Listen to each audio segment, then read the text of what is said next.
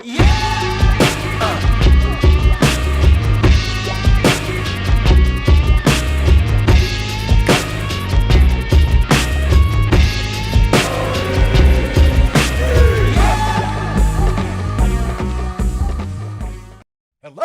Philadelphia! I'm Bruce Buffer. It's time for the Anthony Gorgano Show! Good morning, everybody. Happy Wednesday to all across the Delaware Valley, live from the Xfinity Studios. This is the Anthony Gargano Show, presented by the Bet Park Sportsbook Online Casino app.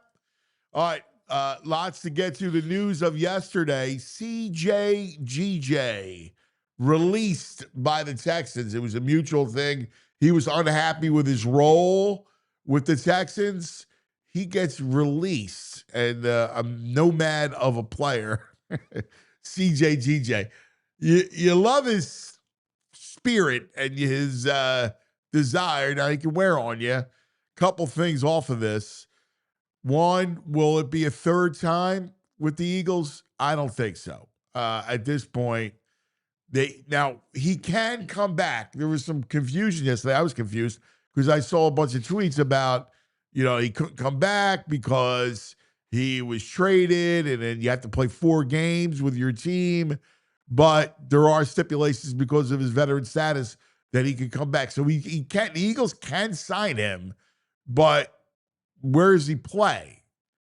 Drew McCuba got his position. So I'm not thinking he wants to come in and be a backup.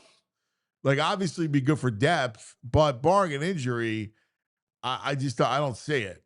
I don't see it. Now, something went bad. There was some acrimony. I know he was voicing his displeasure with his role. He wanted to blitz more. He was a bit rogue, and there were some issues. But the interesting thing about it is the Texans gave him $6 million in change.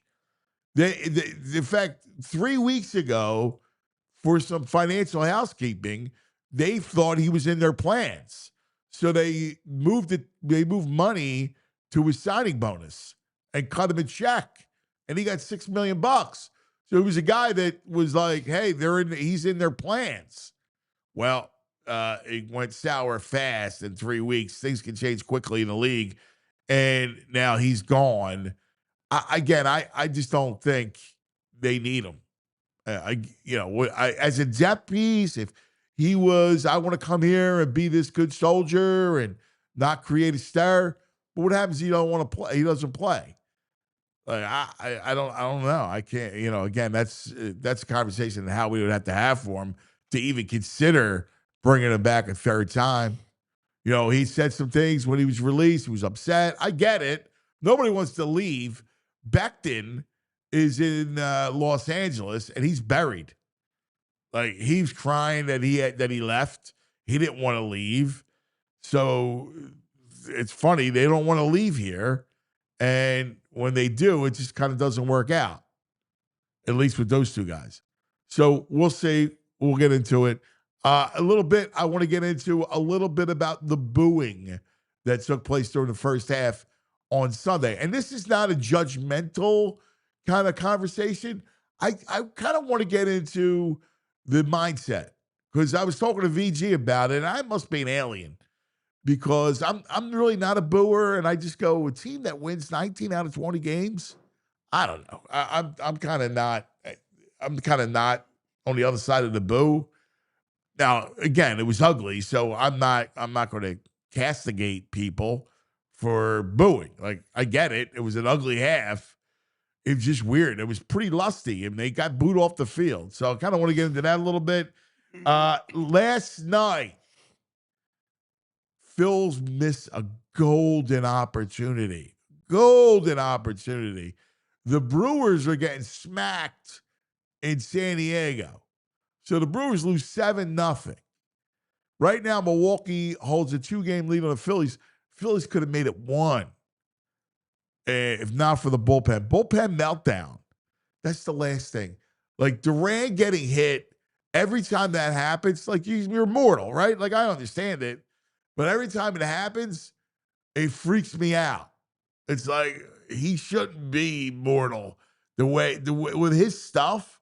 That shouldn't be. So there you go. It could have been a major opportunity for the Phils. Oh, it could have been. They were on the heels of Milwaukee. You make it two, and next thing you know, there's a little bit of angst for the Brewers. Brewers have a tough stretch, but last night was a tough one for the Fightins. However, the good news is Sanchez looked like a gem out there. Sanchez pitching another great outing. I mean, you're going to feel great about him going into game one of whoever you play in the division series. So we'll dive into that. We got lots to get to. The Sixers bring back the black jerseys, the Iverson jerseys. 2001, 25-year anniversary of that team and the black jerseys, which I know a lot of people love. It's their childhood, man. The black Iverson jerseys. They're cool. So the Sixers will unveil those. We'll get into that a little bit. Lots to get to. EJ on an Eagles update. We'll talk to the brain. We got Mike Sielski, who we love, one of the great voices of the Inquirer, and Geek to help us with fantasy. So lots to get to today. Good morning, VG. How are you, buddy? I'm good, man. I'm good. Phillies. Dude, the Brewers and the Phillies have lost 3 straight. They could have taken the number 1 seed here. Well, especially last night, because last night you're winning. You're up 3-0, right? Like you're good, and the bullpen can't hold it. No. Robertson's a weirdo. He can't pitch back to back, and apparently he can't pitch with a week off. I don't think he's pitched in 5 days, so they got to find a way to. He's got a little sweet spot. I think they got. Well, it'll be easier with the playoffs, to kind of slot him in. Mm-hmm. But Robertson and then Duran, like when Duran doesn't convert the save, are you worried? It freaks me out. It's tight games. It's a big atmosphere. I know. There's a lot. Dude, I don't want to go there. You're forcing me to go there. I don't want to think about it because if I can't trust the Durantula, I like.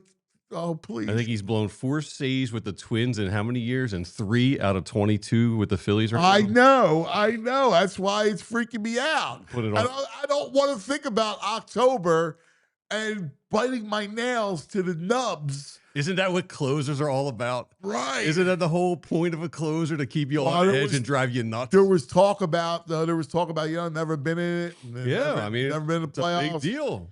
Oh God, please no. The one thing they can't handle, I can't handle that. I can't handle an iffy closer. Yeah, the closer that's never been iffy is Brad Fitch. Well, I mean, that year he was unbelievable. Yeah. I mean, he was incredible. Other than that, I feel Mariano was like that. I mean, that's the GOAT. You've had closers that are like, I want a dominant closer, man. Yeah. I thought Durantula was the dominant closer. I don't want to have to worry, going in the 9th inning. It's 3-2 over the Dodgers. And Shohei off there? Come on. Man. I mean, 102's tough, but 102 on a tee in the middle of the plate. Oh, God. God. I'm concerned. 3 blown saves out of 22. It's a close game. It's Philadelphia. It's it's a tight pennant race. He's never been in a pennant race. I know. I really. There's something to be said about that. Put my head under the pillow, man. I know. Because here's the thing. I think that's the concern. I'm so manic with this team, right? Like, I feel great about it. I'm like, oh, yeah, they're going to be good. Then they lose Wheeler. Because I was like, with that rotation, it's a cheat code. Yes. To make it a deep run in the playoffs. Because when you're throwing Wheeler and Sanchez back-to-back, you're going to win those games, right? 9 out of 10 times, you're winning both. 100%. Right? With those two going. Then you lose Wheeler. Oh, God. And I started to panic like it was Wentz going down. You were in bad shape there for a little bit. And I felt like it was like the Wentz situation. Then I started to think, well, you know what? You're watching Luzardo and Ranger really pick it up and pitch well. Sanchez is money all year. You go, all right, well, they still have one of the top rotations even without Wheeler. And now they got a bullpen, right? Because you get Duran and you go, all right, like I feel good about him. And timely hits, and the lineup awakens. I mean, even last night, Castellanos got a timely hit for you. He's been a good pinch hitter. As much as he hates it, Yeah. he's been the last 2 games. 0-2. He's down 0-2 in the count. Nick comes through with a big hit. Yep. Tie the ball game. Props to Casty. You know? So I was like, oh, well, you know, Bryce is getting hot. Lineup, you know, I'm feeling good about it. I don't want to play the Dodgers, man. I know you don't matter. Aren't they pretty much locked in at the Dodgers? Well, I wanted the 1 seed. Oh, yeah. Like, that was the thing. Like, if they could have stole the 1 seed from Milwaukee. Well, it's unbelievable. The Brewers are on a 3-game losing streak. The Phillies on a 3-game losing streak, and the Dodgers have lost 2 straight, and the Cubs have lost 5 straight. The top 4 teams have losing streaks of 2, 3, and 5. Yeah, Padres getting hot against the Brewers are 4 in a row. I know. All of a sudden, the Padres. I mean, you know, I just can't. I think what the Padres are doing, I think the Brewers are paper tigers. Here's Uncle Frank. You ready? VG's a caustic mook. I've been called that many times. Don't let him get you fired up. What's he? He's not worried about Duran at this point. A caustic mook. That's fabulous. Where's he It's a been? good name for him. Where's he been? Let's get Well, we on got here. to figure this out. We got to do, because I've been hearing from different people, we got to figure out our audience participation. What I'm thinking is maybe everybody does either a video or we get a phone line that you can leave messages. Yeah, we could do something like that. And this way we can play them. Yeah, they can Because send them over to me. sometimes when we're ready, it's hard to get people's schedule on tap. It's almost like booking them as a guest. So this way they can do it anytime and then we can play it. And if they want to do a video, or they could do leave a message.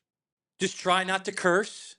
That's the only thing, you know. Yeah. Try to keep all We the can bleep swear it out, words out, but we can Hey, bleep it out. Andrew don't want no extra work now. You I got mean, if you you can got help editing me- videos now. If you could help me a little bit, I already do a lot, but if you could help me a little bit, try not to curse. But yeah, we First day back, he's already complaining. not even 12 Freaking minutes. guy was out for a week during football season, and he's back today. He's already complaining. God bless. Well, They we could can definitely do that, Send though. us some DMs on Twitter with some videos. They Yeah, could do that. Twitter, yeah, Instagram, send it over. My email, What's your email? it's andrew@allphly.com. So here's what I suggest, because I think this would be fun. And maybe we could put it, we can get people in the chat, tell them, listen, send either a voice memo or a video. All right? Yeah. And we'll play them on the show. Like, if we get them every day, we'll play them at the end of the show every day. Yeah, I would love that. I think it would be fun. Yeah. Great audience participation. yeah. Right? You know, feel free. and if you don't like, Take shots at me, at VG, yeah, you know, Not me. not you or Joey. I got a buddy out there, Bruce, who hates me. Come on, Bruce, throw some videos up here. Come on. That would be fun. Like, I think it would be great. Get your, you know, during the game. I always wanted, and I was my idea like years ago during when I was on the radio, and I'd say, you know, while you're watching a game, leave a message. And people would do it. It was great. Like, you know, it was fun because people remember the bitch and complain line? Yeah. Like, we should start the bitch and complain line again. But they would do that. Then they had characters. Bitch and complain line was one of my favorite things because the creativity of the audience was unparalleled. I mean, it was just so good. Eddie Wright would be great. Yeah. But if you don't want your face, you could just talk in your phone and just send us email us that the voice memo. Yeah. We prefer it to be video. Because it's more let's better get than video. into the Yeah, we want to 21st see the century. reaction. Yeah, You know, like, we want to see your it. face. Got a handsome guy like Uncle Frank with his tank top and the guns out. Yeah, let's it'd be see it. fun. I think it'd be a fun thing. So do that, and if you send them to Andrew, we'll play them. All right, we'll make that an edict. Chat. We'll make that unique for all you guys, and it'd be fun. How do you feel about the? Big Mars Jones says the entire chat is a bitch and complain line. Yeah, it's great. Like, Very the true. Play line is the best. Characters come about, right? Like, how do you feel about the jerseys? All right, K Rez asking, the email is Andrew at ALLPHLY.com. I just dropped it in chat. So how do you feel about the Sixers jerseys, about the Eagles, the Phillies, and you're worried about Duran, like all that stuff? It'd be fun. Yeah. I think it'd be good. I can't take it, but real quick, I just cannot take I don't have the heart for a iffy closer. Like I need Duran to be lights out, Durantula. Like I want to see that. The whole light show, everything. It doesn't work if he doesn't convert the save. No, it's a little, it's a little anticlimactic. It looks a little corny with all that. Yeah, it is like, And I'm not trying to purposely be caustic. I'm saying he's blown 3 or 4 saves. And I feel like in baseball, the small media, and Minnesota's not it's a big city, but it's different than the East Coast. And I think in baseball, it's tougher than football or maybe any other sport because you're out there on your own on an island, one-on-one. Yeah, it's still and it's the pressure. Right. You get tight. Ain't nobody there to help you out. No, I feel you. It's I just don't want to play the Dodgers, man. I'm worried about that series. Yeah, I don't know. I mean, for short series against them, Ohtani pitched a gem again last night. Did you see that? Mm-hmm. Oh, he's the greatest player I've ever seen. Oh God. That's going to be nut cutting time. I don't want to go out against the Reds. I already got a pit in my stomach. You got flutters. I don't want to go out against the Reds. I don't want to go out against the Diamondbacks or the Mets. If they go out, I want to go out against the Dodgers. That's the point. I don't want to go out. No, all right? Nobody wants to go I out. don't think they're going out. Yeah. I want to stay in. What? I don't think they're going out. I have a good feeling. I have a Dodgers really are good coming feeling here. about this year. Ohtani does not play well in this environment out here. Okay.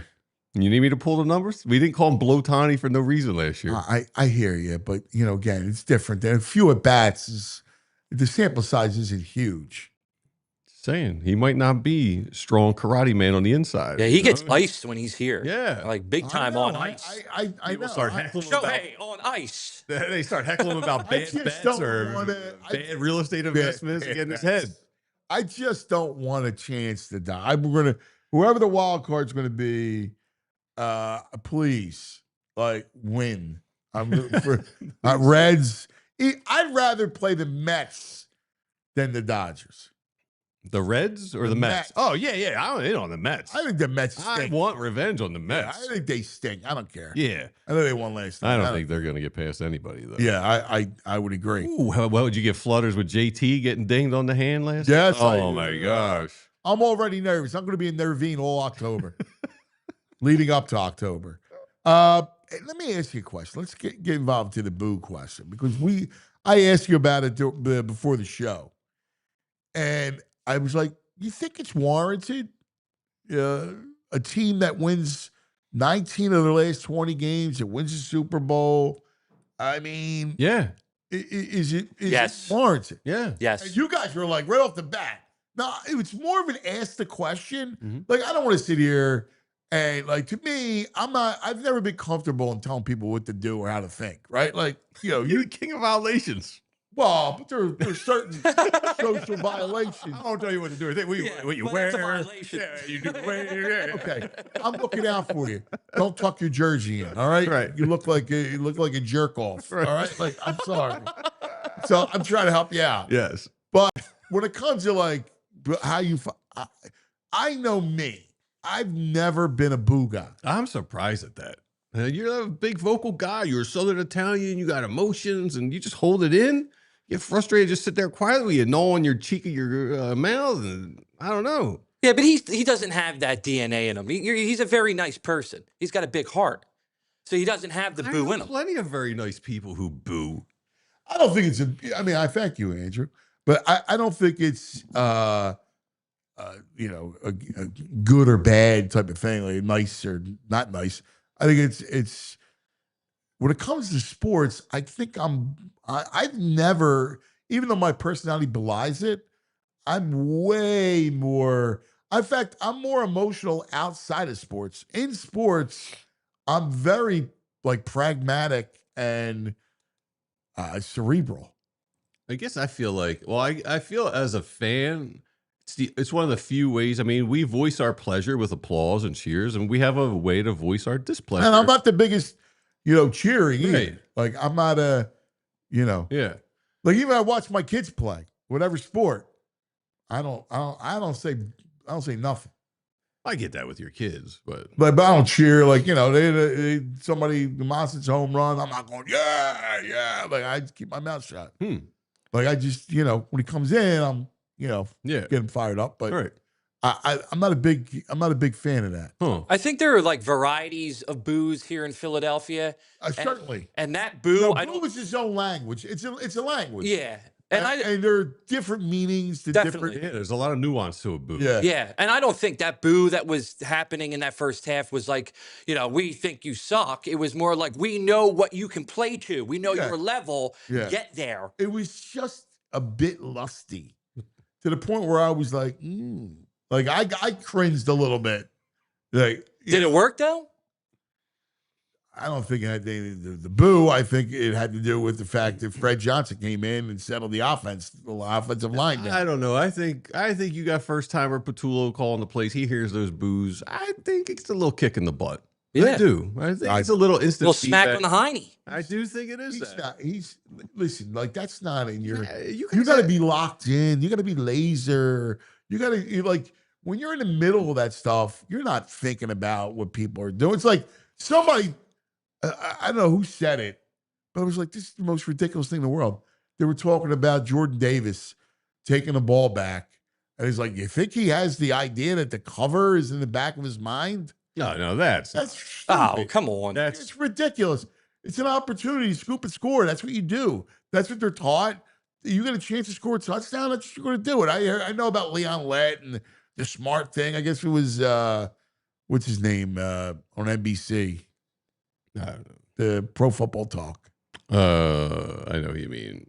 I don't know. The Dracula.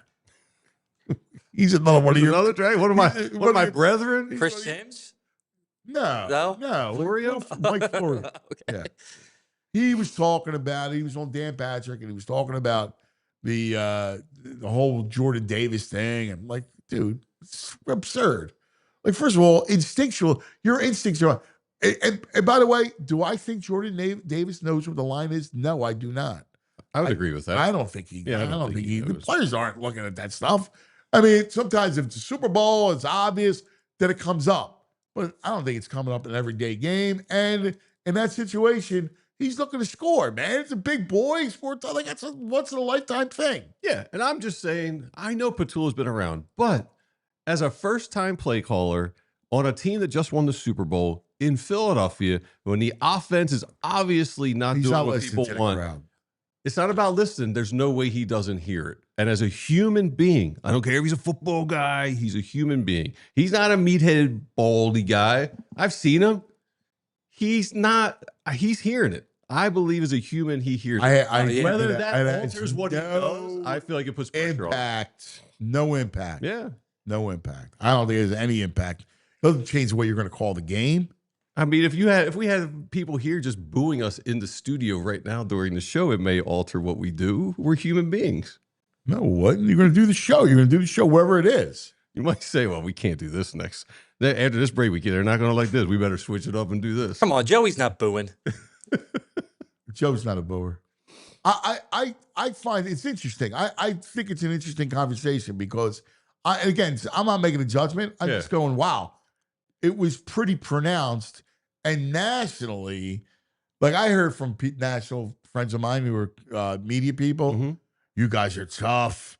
How could you boo that team? I'm like, well, and I'm giving them the nuanced answer, which is there's stuff there, right? There's, layers. It doesn't really mean it's its own language. And I think we're following the lead. I mean, we've been told by Nick, hey, there's no carrier. We're not defending champs. This is a new season. And as fans, Super Bowl happened. This is a new season. And we're not like what we see this season. Okay. All right. I mean, I guess I don't know. I still look at big picture and I don't know. I like, all right, it's a half. Like, listen, it's not like I wasn't frustrated. I mean, obviously, they went 4 3 and outs. They had, minus 10 yards. during that stretch between the first score and halftime. So obviously it was tough to watch. But I don't know. I just find it interesting, the whole booing concept of that team. I'm a big fan. I find it. I did a thing. You would have hated it. What was the Phillies? Yes. 08. After the Phillies win in 08, going into the 09 season. Yes. I made the proclamation on the air that I thought they were above the boo. I remember. And I was in on that, and I was wrong. Most people were in on it. Yeah, we were wrong. Cole Hamels needed to be booed that year. He got a little fat, and he was lazy that year, and he needed to be booed. You don't think, looking back, Cole Hamels needed to be booed that year? Is that really? He admitted. He was like, it was a bad year for me. I was smelling myself. Yeah, but I mean, is booing him going to? Yes. Going to? Yes. No, Get him to the gym a half hour earlier. Yes. Yeah, it has no impact, other than it creates it creates not a division but a resentment. I think to some players, but the winners some. They respect it. And they like being held accountable. I'm not saying you don't respect it. Like Lane Johnson doesn't. He respects the boo. Lane Johnson's Lane Johnson. Yeah, he's a football guy. Right. Yeah. All right. We got lots to get to. We got EJ. He's a football guy coming up. But let's take care of some business, shall we? Let's talk a little bit about Ace and our friends at Ace Hardware. Let's do this. Superheroes at Ace Hardware Home Services. They don't wear capes, they wear tool belts because they help people like me. I got outlets that I need fixing. I got plumbing issues. At Ace Hardware Home Services, they got people that can help us. People that come to your home because now they're not just the helpful hardware folks, they're also the helpful home service and repair folks, from plumbing, heating, electrical, cooling. They got trusted pros that keep your house humming all year long. Ace Hardware Home Services, bringing the helpful home, the helpful you love from the store down to your front door. From Philly all the way down to the Jersey Shore, Ace Hardware, they bring experience. They got local plumbers and techs, handle everything from repairs, seasonal maintenance, installations, upgrades. They listen to your goals, and the job's never done until you're totally satisfied. And they give you a little bit of time to focus on your hobbies and what you like to do. They give you free estimates on equipment installations and replacement with trusted advisors and options best suited for your house, your budget. They give you service you can trust, and they're local. Their teams, their techs, they live and serve in your community, and they live amongst us, and they want nothing more than to keep their neighbors comfortable in their own homes. So visit Ace Hardware Home Services online at acehardwarehomeservices.com and get started on that next home repair project. All right, let's talk about Kia of Cherry Hill, a folk auto dealership. Look, Kia is a major brand. It's unbelievable. So Kia is the hottest automotive brand in the country for a reason. 7 of their models received the 2025 Car and Driver Editor's Choice Awards. And this is amazing because there were more than 450 models that were tested, and only 20 got this award. These 7 Kias. And you can choose from over 450 new Kias at Kia of Cherry Hill, including Tellurides, Sportages, K5s, Carnivals, Celtos, Souls. Soul, baby. That's your favorite. You got to check out. Go see my friend Bill over at Kia of Cherry Hill. Bill's going to hook you up. Cuz discount. All right? He said, tell him to come over. I'll take great care of him. And by the way, a folk auto dealership means something. The folk multi-generations, they've been around. They're all about family. I know Charlie, who runs it, Charlie Folk, terrific guy. Stop in. Again, you're going to get lunch if you take a test drive just for going there, all right? And then you get the Cuz discount. All right, they're going to give you a $100 restaurant.com gift card. Drive home your new Kia. It's open 24 hours right online, KiaofCherryHill.com. I know people buy Kias elsewhere. I just don't know why. Why? Stubborn. Why? Misinformed. I don't know. It's crazy. All right, now let's go to the Xfinity guest line, where our man who covers the birds does such a great job, E.J. Smith. Give me that E, give me a J, give me an E.J., give me that E.J. Smith.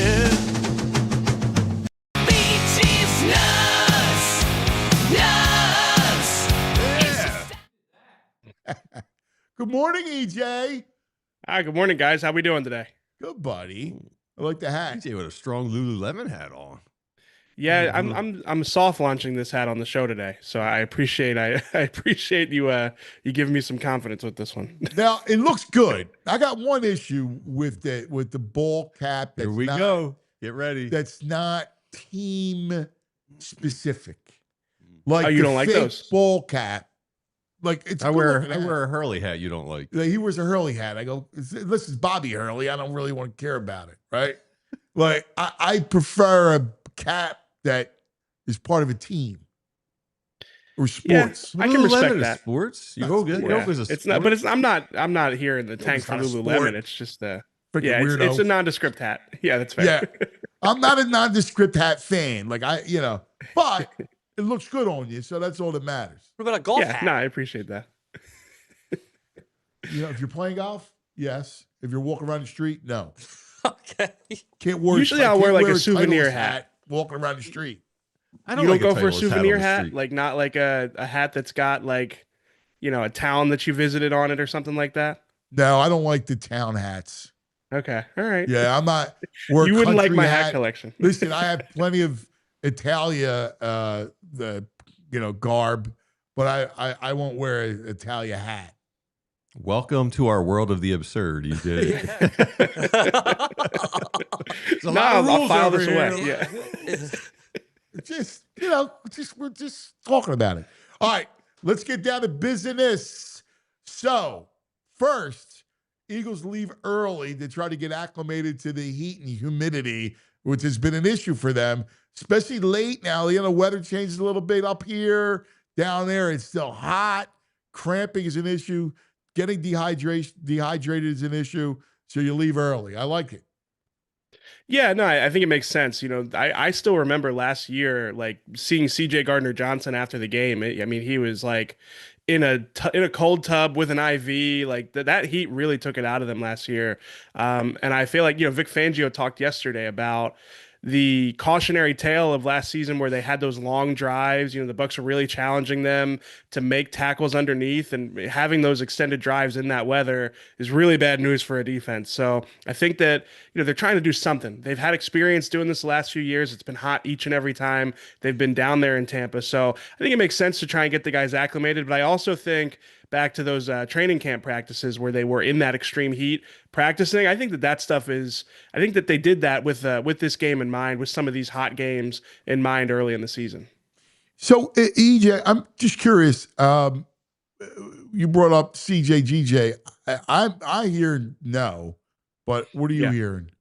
No, I agree with you. I think he has fans in that building. Like I don't think he was necessarily like excommunicated or anything like that. Again, I know that some people were really upset when he left, but I also don't think it makes a lot of sense given the investment they made in Andrew Makuba over the offseason. And really, I don't feel like safety is a big need for them right now. It doesn't feel like they need to unsettle the locker room to add CJ Gardner-Johnson back to it. Like I said yesterday, I thought maybe his best fit would be as a nickel corner in this defense, and you move Cooper outside. But yeah, I don't think that you're going to sign him for something like that. And I don't know if he would even sign up for that. So yeah, it doesn't seem like a clean fit. And I'm with you. I haven't heard anything that would make me think at least not right now that he would be an option for them. Yeah, I again, because I don't know what he's not going to want to sit. Like one of the issues that happened in Houston. Remember, they gave him he was in their long-term plans. They moved money and moved it to the signing bonus and gave him $6 million and change. So he was a part of their plan. And then last 3 weeks, he doesn't like where he is. He wants to blitz. It's just to the point where they were like, go, get out. Yeah, no, it is crazy to think about like how quickly it went south for him there, and really it makes you appreciate like the fact that it never went that way with the Eagles. Not to say that there weren't issues behind the scenes, but I do think especially his second stint with the team, I think it was overstated. Like I don't think he was necessarily like a locker room headache in the way that some people thought. I really did get the sense it was more about money when they cut him. So, but to your point, like if he's improvising with the Houston Texans and doesn't like his role there, I don't think you want to shoehorn him into something that isn't what it was last year. And I don't think that they have that role available for him because, again, it's not like Sidney Brown and Andrew McCuva have been terrible. They played, pretty well through 3 weeks. I have 2 words for you as to why there was no issues last year. Yep. Big Dom. Yes, exactly. Yeah. No, I mean, he's probably second most important person in that building behind Jeffrey Lurie. It's the truth. It really is. All right. Fallout. Let's talk about Pachulo spoke yesterday. What did you think of what he said? Something a little bit odd about, what he's seen on film teams are not doing against the Eagles. Yeah, this isn't the first time we've heard from Eagles coaches about like the unscouted looks that you get when you have a team as talented as them. And I sort of, I agree. It's a little odd because it's like, tape study, that's what tape study's for. Now, I do think a lot of defensive coordinators are going to look at the Eagles offense and say, we have to come up with something different. But at the same time, like, I don't know. It's difficult to, it seems like it's kind of a convenient thing to bring up when things aren't going well, especially early in games, the unscouted looks. But I also think that they deserve credit.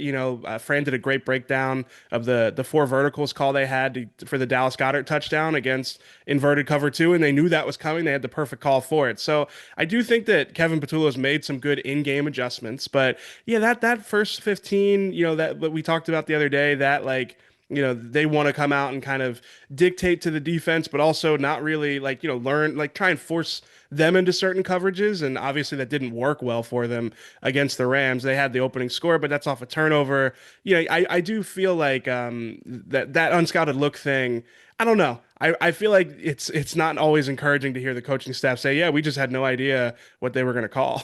I mentioned it yesterday when I read it. I can't imagine, I'm not just saying a Belichick, but any legit good football coach being like, wow, what you want us to do? They showed us stuff we never saw before. Yeah, it's like, that to me was alarming for a couple things. One, it's not about what they're showing on film, what they do. It's about what they're going to do to you. Right. Like you gotta have foresight and to know how teams are going to play you. And quite frankly, it's not difficult to figure out how teams are going to play you, right? And try to take away Barkley and be in base more and look to try to take away the run game. Like they're selling out against the run. Like you got to know that. Yeah, I mean, the thing you hear about a lot of great coaches is like that they kind of make the game plan into a story for the players where it's like, the defense is going to try to do this to us and this is our answer for it. And, you mentioned Belichick. Like that was the thing you always heard about Belichick is like he would synthesize it down to a very fundamental point about this is how this game is going to go. And he was right more often than he was wrong. So, yeah, I don't know. I don't hear as many coaches talk about the unscouted looks as we usually do from the Eagles. And I do take them at their word that the stuff that they see on tape probably isn't what they're going to see in the game. But to your point, Anthony, it's like that is like they're going off of the game plan. They're diverting from the game plan because there are only a few ways you can really play this Eagles offense. So it shouldn't be that complicated. I'm looking at so if you look at the game plan of what the Rams have done this year, they've played Houston and Tennessee, old Nick Chubb and Tony Pollard. They're not going to play Saquon Barkley the same way. So you're not going to see on tape what they're going to get you. And they've played the Rams a lot in the last, they've played the Rams, twice or 3 times now in the last couple months. So yeah, no, I do think that the familiarity there also factors into it. The reality is the Eagles offense has to be better, in that opening 15, in the first half. So the adjustments, they get credit for that. But yeah, the fact that they come into games not really sure what they're going to get, you'd like to see them sort that out over the course of the season. Yeah, and only because they're unique, right? So teams are going to play you like, hey, Kev, here's what they're going to do on Sunday. Todd's got an array of pressures. He's going to sit there with his card, right? And on this card is an array of blitzes and pressures, right? And he's going to dial them up, and if one works, he's going to keep going back to it and going back to it. So it's going to be up to you to kind of discern the pressures, prep Jalen, and be able to get the ball out. 100%. Yeah, couldn't agree more. I mean, this is a week where it's you actually kind of do know what you're going to get. It's just you don't know exactly how it's coming. You know you're going to get pressure looks. You know that if you get into third and long situations, you're going to be in trouble against Todd Bowles' defense. It's just a matter of do you have the answers against whatever exotic blitz packages he has. Yeah, and look, I think at first blush, I think they win. Like here's why. And we'll dive into the breakdown and we'll talk to you on Friday, the whole thing. But when I'm looking at this game, man, I know they're getting Wirfs back, but that line is in some major issues, man. Their O-line, I mean, it's piecemeal time. And you got no Mike Evans. Now, yeah, I was about to say, fantastic. I mean, their whole offense is banged up. Yeah, I mean, that Monday night game, they're getting beat up early in the season. So I know that there's some concern about the Eagles run game right now, or the Eagles run defense right now. I don't think, I mean, at the very least, you look how banged up that Bucs offense is. I think that they should be able to keep them in check, especially you think about those secondary matchups. I mean, like that Tampa Bay receiving core is just so talented, but they're so depleted right now. So I feel like on defense, I wonder if this is a week where we see more base. I thought it was interesting. They used base against 11 a little bit more against the Rams than we've seen. And it's because the run defense is struggling, but I think when you have the versatile players that they have and Jahad Campbell, Zach Bond, even like Cooper DeJean being on the field in the base defense, I think you can make an argument that their best 11 is at a base, and if it is, then at that point, like why don't you lean on it a little bit more? I think you have to, we'll see more EJ. I think you have to. And again, you saw it play out because in the second half they were in base, and look what happened, right? Like they were much better against the run. That's when they're especially outside. When they're not in base, when they're in nickel, and that's where they're vulnerable against the run on the outside. Because let's face it. I mean, I love Drew. I love the kid. I think the kid's around the ball, the whole thing. But he can get lost in the run game a little bit. Sure. I mean, he's 6 foot, or probably he's 5'11", 186 pounds. He's just not going to be, and he plays he plays with an intensity, but it's the NFL, and that's going to be a learning curve for him. So I think the base makes sense, especially, I thought Vic, it was interesting that he was talking about those long drives and needing to avoid them. I do wonder if that's like, you like 2 weeks ago against Pat Mahomes, he blitzed more than we really see him blitz. I wonder if he's going to be aggressive, in this game to try and get them off the field.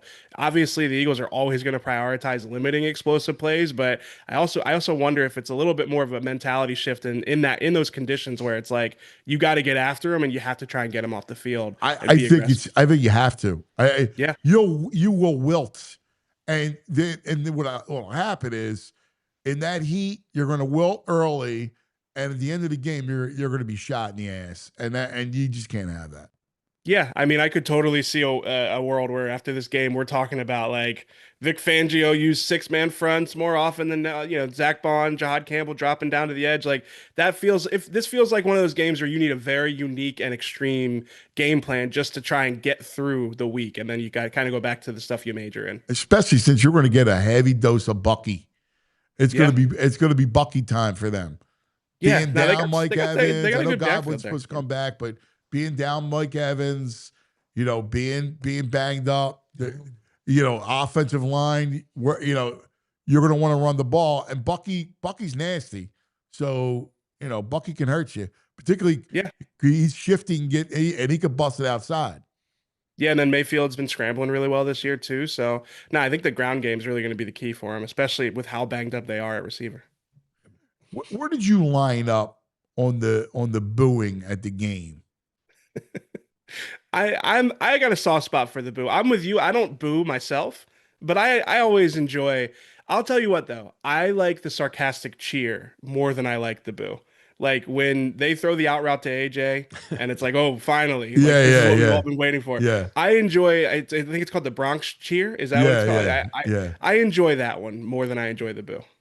Yeah. Yeah, but it is a Bronx cheer. So I enjoy it, but it's not. The boo is like the copy? Boo is Philly. Okay. It feels like the boo is a Philly thing. I know we didn't originate it, but we own that. The Bronx cheer. We do own the boo. I feel you.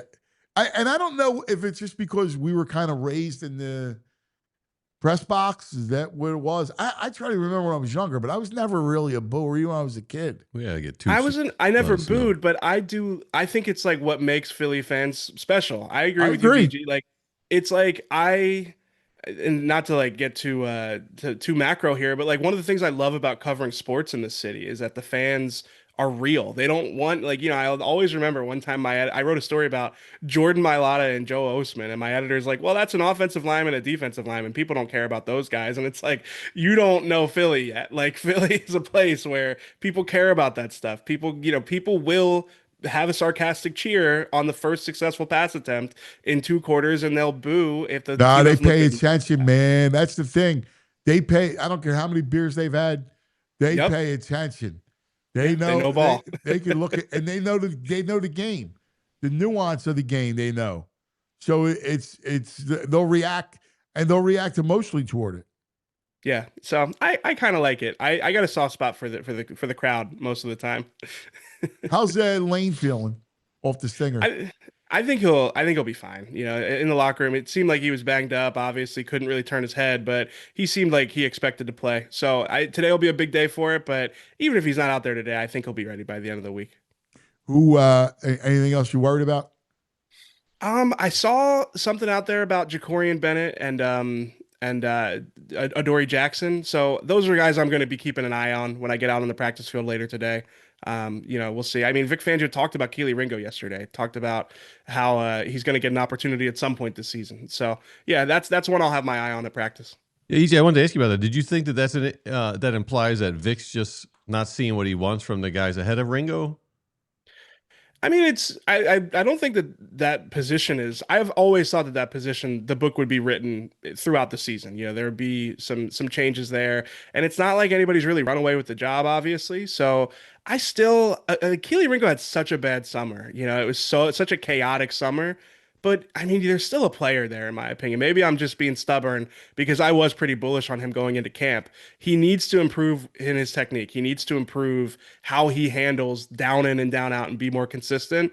But I still think there's a good argument to be made that he has the highest upside among the group of guys that are competing for that spot opposite Quinyon Mitchell. So, I mean, if he comes in and he plays well, I could see him running away with the job. I don't know if I'd go so far as saying that I think that'll happen, but I do think he's still in the mix. And Vic Fangio said as much yesterday. He said that he'll be ready if they need him. Yeah, I worry about him. I worry about his hips. Yeah, I mean, it doesn't come natural to him. He was late to the position, and you can kind of tell he hasn't had that much time on task. But I'm just not ready to give up on him yet. I still see the physical attributes, and that's always been my weak spot. You know, players with those physical traits. Yeah, I'm kind of you and I kind of align with the physical piece of it.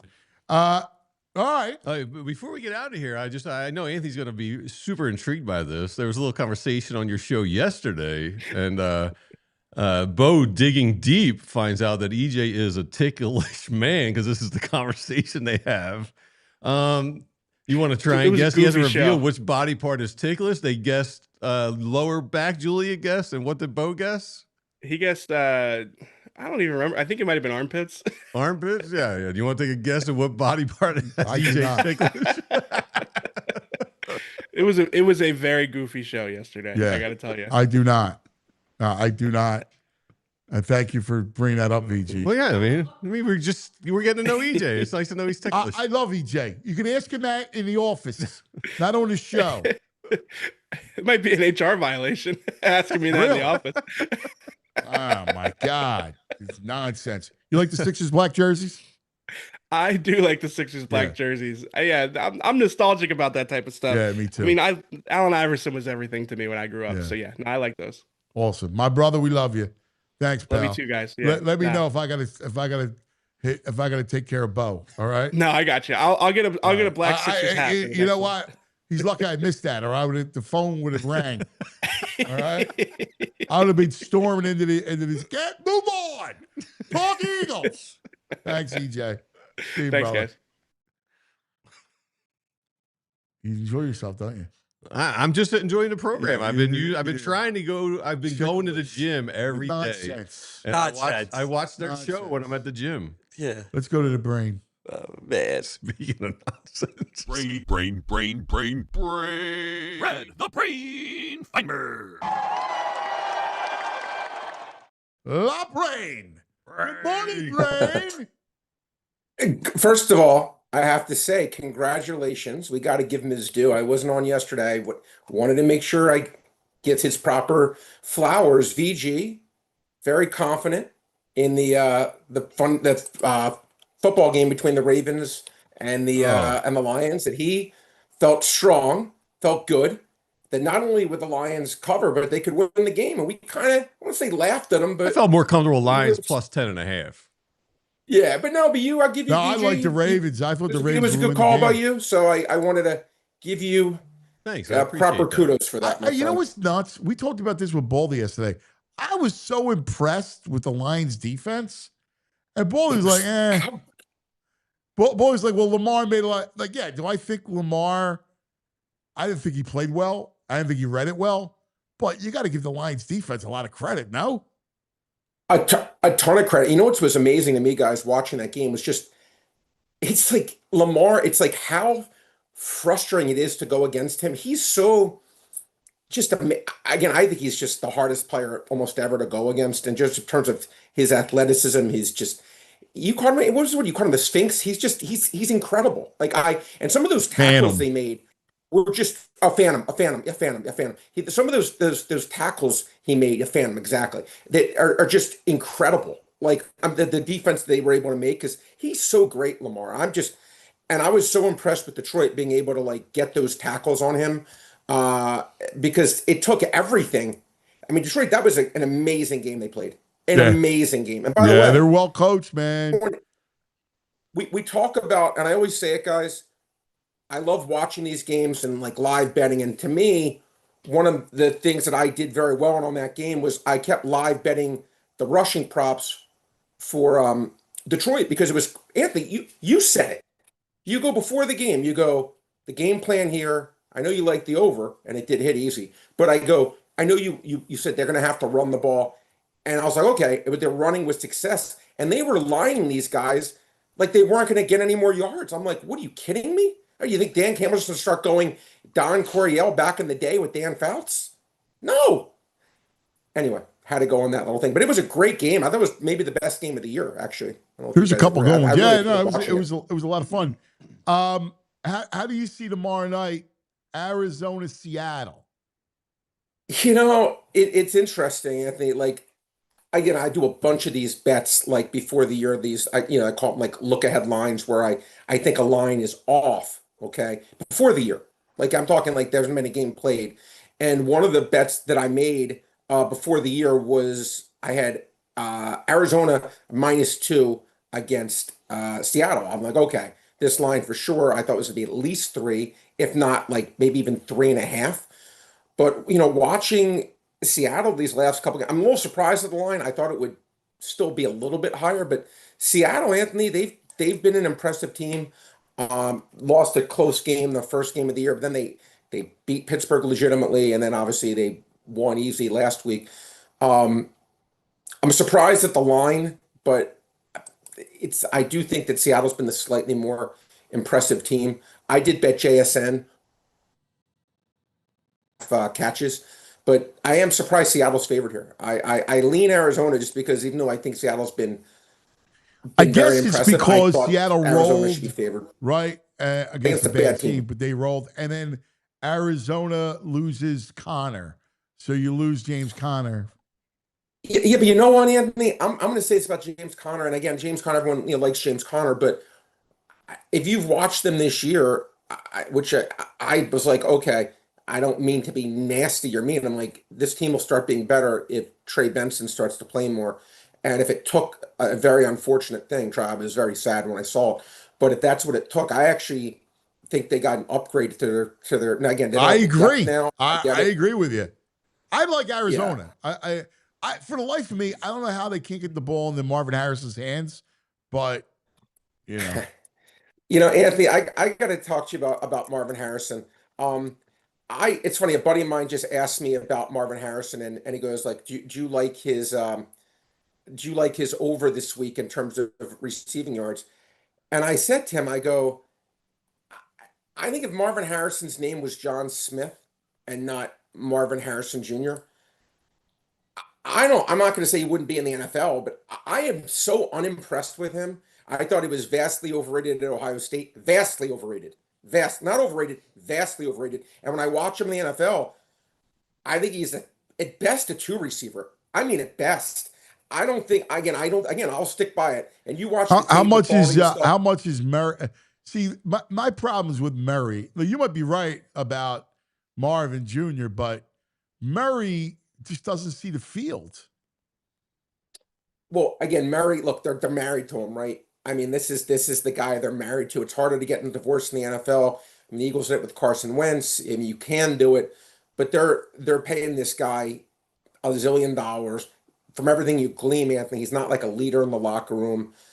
He is what he is. You know what he is, Anthony? He's what would you call him? A slightly below average quarterback? Yeah. Right? Yeah. Like out of 32 teams, he's probably 18. Yeah, I mean, he can move. I mean, he can move. Yes, he's got a great move. arm. He's got a terrific arm. Problem is, he just doesn't see the field. Anthony, I absolutely agree with you. And again, to me, you will never, ever, this could be the 11th commandment, win a Super Bowl with that guy. That guy will never win a Super Bowl. I'm with you. So you're just playing in essence, to go 9-8, maybe 10-7, if things go well. But this is not a guy to me he's limited. He's capped, right? Yeah. He's a limit. He's never going to be an elite guy. Yeah. Maybe you have a perfect team around them, but they certainly don't. Yeah. I like the over. I like the under. I mean, tomorrow it came out 46.5. It's dropped to 43.5, but I think it's an under game. I never say under. Well, but again, VG, you just said it. Like the play was when it was higher. Okay, and it was, I didn't see 46.5. I didn't think it got that high. I think I saw as high as 45. But that was the edge. Now, again, I thought the number should be 43.5. And I think that's more, it's right now on the Bet Park site. Yeah, it's 43.5. I mean, look, again, I do lean under here. Seattle's defense has actually played pretty well. And we know that they like to run the ball. I will say this, Darnold, again, I know he's had an interesting career, right? He was horrible for the first 6 years. He's kind of going a little Baker Mayfield, where he played well for the Vikings, and he had the worst postseason in NFL history. And then he's played well through 3 games here in Seattle, and we know they like to run the ball. Obviously, Kyler Murray, they don't throw the ball a ton with him, and I think Benson's going to get a lot of work. I lean under VG, but again, the one prop in this game I did bet, actually, look at JSN's target share. That's the Ohio State receiver that people should be talking about. Oh, he's the best. Jigba's the best. All right, I want you to take a look at Saturday. You're a sportsman. Have you seen Saturday's schedule? So look at these games. You got Ryder Cup sandwiched around an incredible day of college football. And Saturday night, is ridiculous between. It's incredible. I mean, think about it, right? You got Penn State, Oregon, Alabama, Georgia, and Alabama's live in that game now, right? It's a great day of football and the Ryder Cup. Not to mention, I'm actually going to. I think you're going to watch a grown man cry, because I shouldn't even admit this on air, because I'm like, you doing this is like putting a cheesesteak in front of me and saying you can't eat it, because I am actually going to be in New Jersey. We have to going with the missus, and we're going to some freaking concert on Saturday night. Who are you seeing? No one feels worse than me. So please, this isn't one of these making fun of me. This is something I feel horrible for myself. What concert? It was called oh God, I'm not a concert person. The Goo Goo Dolls are going to be there.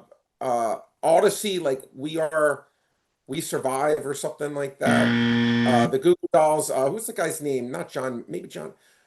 Ed Hart. Not Ed Hart. Where is it? Where and when? It's in New Jersey, at Newark. I think Newark, New Jersey. Ed Sheeran, is that what you just said? Saturday. Ed Sheeran? Is that the guy's name, or is I don't mind on music. Is that a best? Odyssey's We Can Survive concert. Yes. Yes. Ready? We got the list. Hey, I do like Lola Young, Shabuzi, Goo Goo Dolls, Shabuzi. and What's that song? Everybody in the club getting tipsy. Do you know how this happened, Anthony? Yeah. I'll tell you how this happened, Anthony. I'm gonna tell you, Anthony. This is how this happened. Victoria said to me after I lost to the great Mike Sielski in the first trivia contest, if you beat him in the rematch, you don't have to go to the concert. So what happened? ChatGPT had all the answers wrong, so she counted it as a loss for me. So now I'm going to the stupid concert. Oh my God! Penn State, Oregon, Georgia, Bama, and you're going to be. Are you trying to just? I hope you're enjoying it. Oh my God! Praise. I'm furious. Trust me. Now again, I'm going to tell you what's going to happen at this concert. Get off your phone. We're supposed to be here having fun. What are you on your phone for? And I'm going to be like, you guys sounded like football season's out and stuff like that. Plus, you got to go to Newark. Ew. Ugh. Again, Anthony, we're a boy band because we're in sync. I absolutely see it the same way. Yeah. I'm again, man. You know, that's a Purple Heart you got after that. My God. Wow, that's stone violation. I wasn't even going to tell you because I don't want to be ridiculed, but it really is upsetting. And then when you put all the lists down there on college football night, a grown man, Ed Sheeran on college football night. That's bad. You know, it's funny. I can't even name one of his songs. I've heard of him, but I don't know. I know he's famous. We all know a ton of those songs, unfortunately. I've heard. I've heard it. I would know it. I think, but I couldn't name one. Shabuzi. But you gotta get the Queen to give us video of your face while Shabuzi's on. Shabuzi. Oh my God. Wait, who's Shabuzi? Shabrainsy. Wait, who's Shabuzi? Everybody's at the bar. Like he's a country singer. Did he do a Super Bowl last year or a playoff game last year? He's a country singer? Yeah. Yeah. Did he do a college game? He did a big college. He had like a halftime thing. I think it was Thanksgiving. It was actually Thanksgiving. Really? He did the Thanksgiving, the Cowboys game. I got to Google it. I think you're right. Yes. Yes, you're right. He did do that. The Thanksgiving game. You're correct. Yes. Yeah. That's the only reason why I know who he is. Oh, wait, he's not a country singer. Sammy from the UK is missing it as well, but he's going to Oasis. Oh my God. Wait a minute. You guys. No, wait. It's Shabuzi. It says he's hip hop. He's not country. No, he's not hip hop. He's like a hip hop country. He's like a crossover country hip hop artist. It's like a mix. Okay. All right. Well, again, I'll be on the phone. Do yourself. Go listen to his bar song. I'll be on the phone watching the Penn State game during the concert, so don't you worry. Yeah. I'll still be watching. Yeah. I got to do what I got to do. All right. Last thing, and we get out of here because we got Mikey coming up. Yep. Anything baseball tonight? Yeah, actually, Anthony, I got a couple things I do like. By the way, we just have to say, and it's going to cost me $10 zillion. It's something I like. I like the cash out thing would have been like 100%. Wouldn't have been 99. I had a big bet on the Tigers to win the division. Oh, what a collapse! 16-game lead with like 2 weeks to go. Epic collapse. They lose 15 in a row. The other team wins 15 in a row. That's all it takes. Anyway, a couple games I do like. Hunter Brown going against Luis Severino. You have to lay about $1.20 with Hunter Brown. Houston's on the playoffs right now. I know. I do think they win this game. Severino is not good. Brown is good. Laying a baby price. I'll take that. I took under 7.5 runs. Maybe be down to 7 now, but I still like it. And Skeens, Hunter Green. Again, I don't need to outthink this. To me, this total should be 6. I think this game's going to be 1-0, 2-1. By the way, last night, I had a big bet on under 8.5 in the Phillies line. That was a tough one. Oh. Freaking extra innings cost me. 3-0. Oh, my God. Yeah, it was tough. That was a tough one. But and then last but not least, I think the line's just a little bit too low. He hasn't been pitching quite as great recently. Big game for both teams. But Crochet's laying about $1.20 also against Max Scherzer. Scherzer got 7 runs his last game in 1 inning.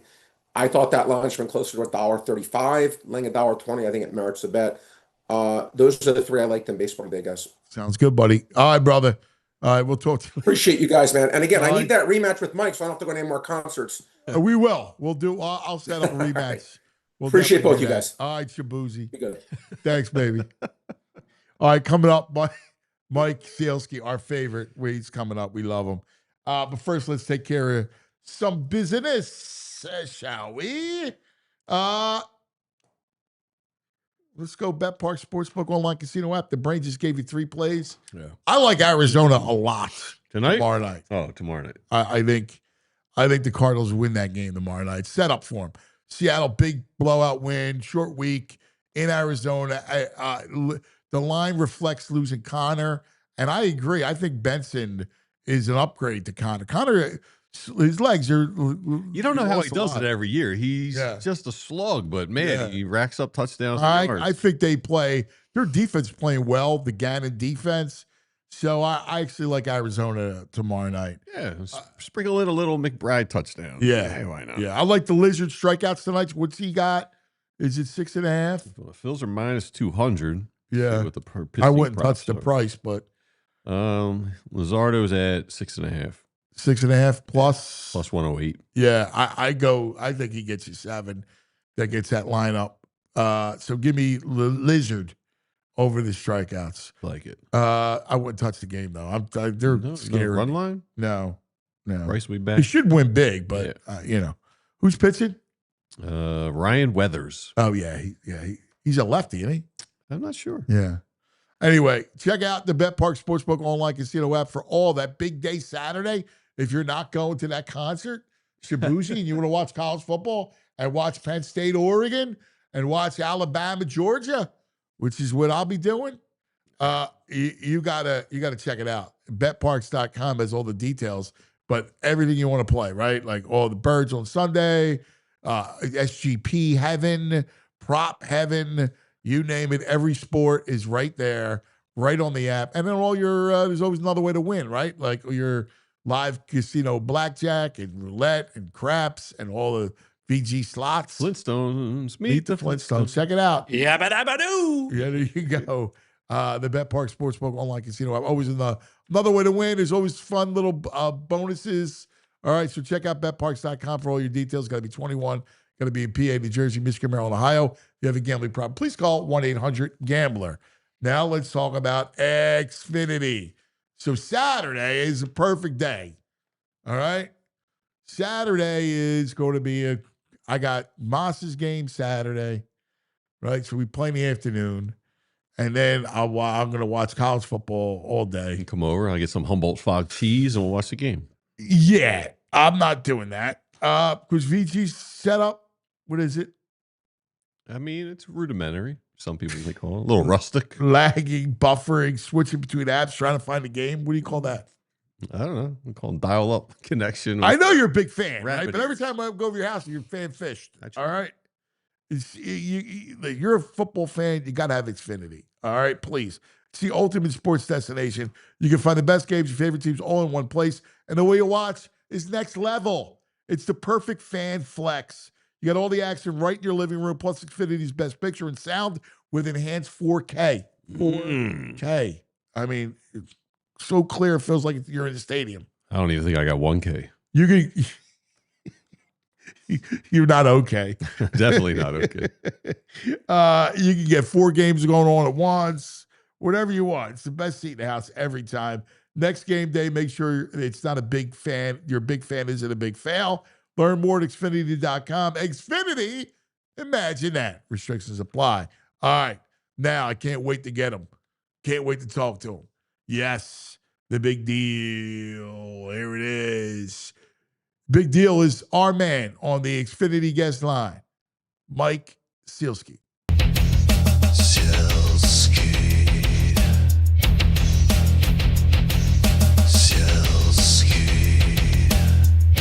Here comes Mike Sielski. Oh, we got lots to go over with our boy. Where you at? I am in the NovaCare complex in the media center. Got here early, fought traffic to get down here so I can listen to Nick at about, 12:15 or so, and tell Brain I'll be his crying shoulder if he wants. You're a good man, brother. Don't you feel guilty beating him and making him go to this concert now? Well, if he's going to listen to Edwin McCain, like I said, I'll be your crying shoulder. Wait, You gotta love that. Cuz doesn't know Edwin McCain. it's Ed Sheeran. We're looking at Ed Sheeran, everyone, whoever, I don't know. It was an excuse to sing. I can't imagine a worse place to be than Newark with Shabuzi and Ed Sheeran. I'm out on the Goo Goo Dolls too. I don't know if I'm not a fan. They're I making mean, a big seriously. comeback. I guess the Goo Goo so. Dolls. Dude, Yeah. it's Penn State, Oregon. Like, what? Like, are you kidding me? It's terrible. Are you a man or an amoeba? Come on. I mean, listen, we're in sports season. Sports season, you gotta get your priorities right. Agreed. Completely agree. You know, I mean, Completely come on. agree. I'm flying to Tampa Saturday, and my wife was making these plans with our sons, like, oh, we'll have Saturday night movie night without dad. And my 14-year-old's like, but mom, Penn State, Oregon's on.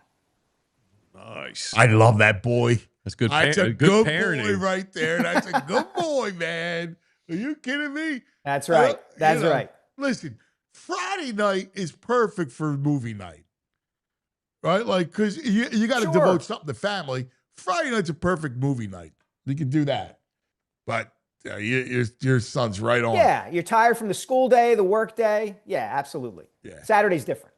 All right, couple things. Let's start Eagles, because I do have a big Duran fear that I have to get to you, and I need your help there with that. But let's start Eagles. Okay. With Patullo said yesterday about being surprised at how the Rams played them because they didn't show anything on tape.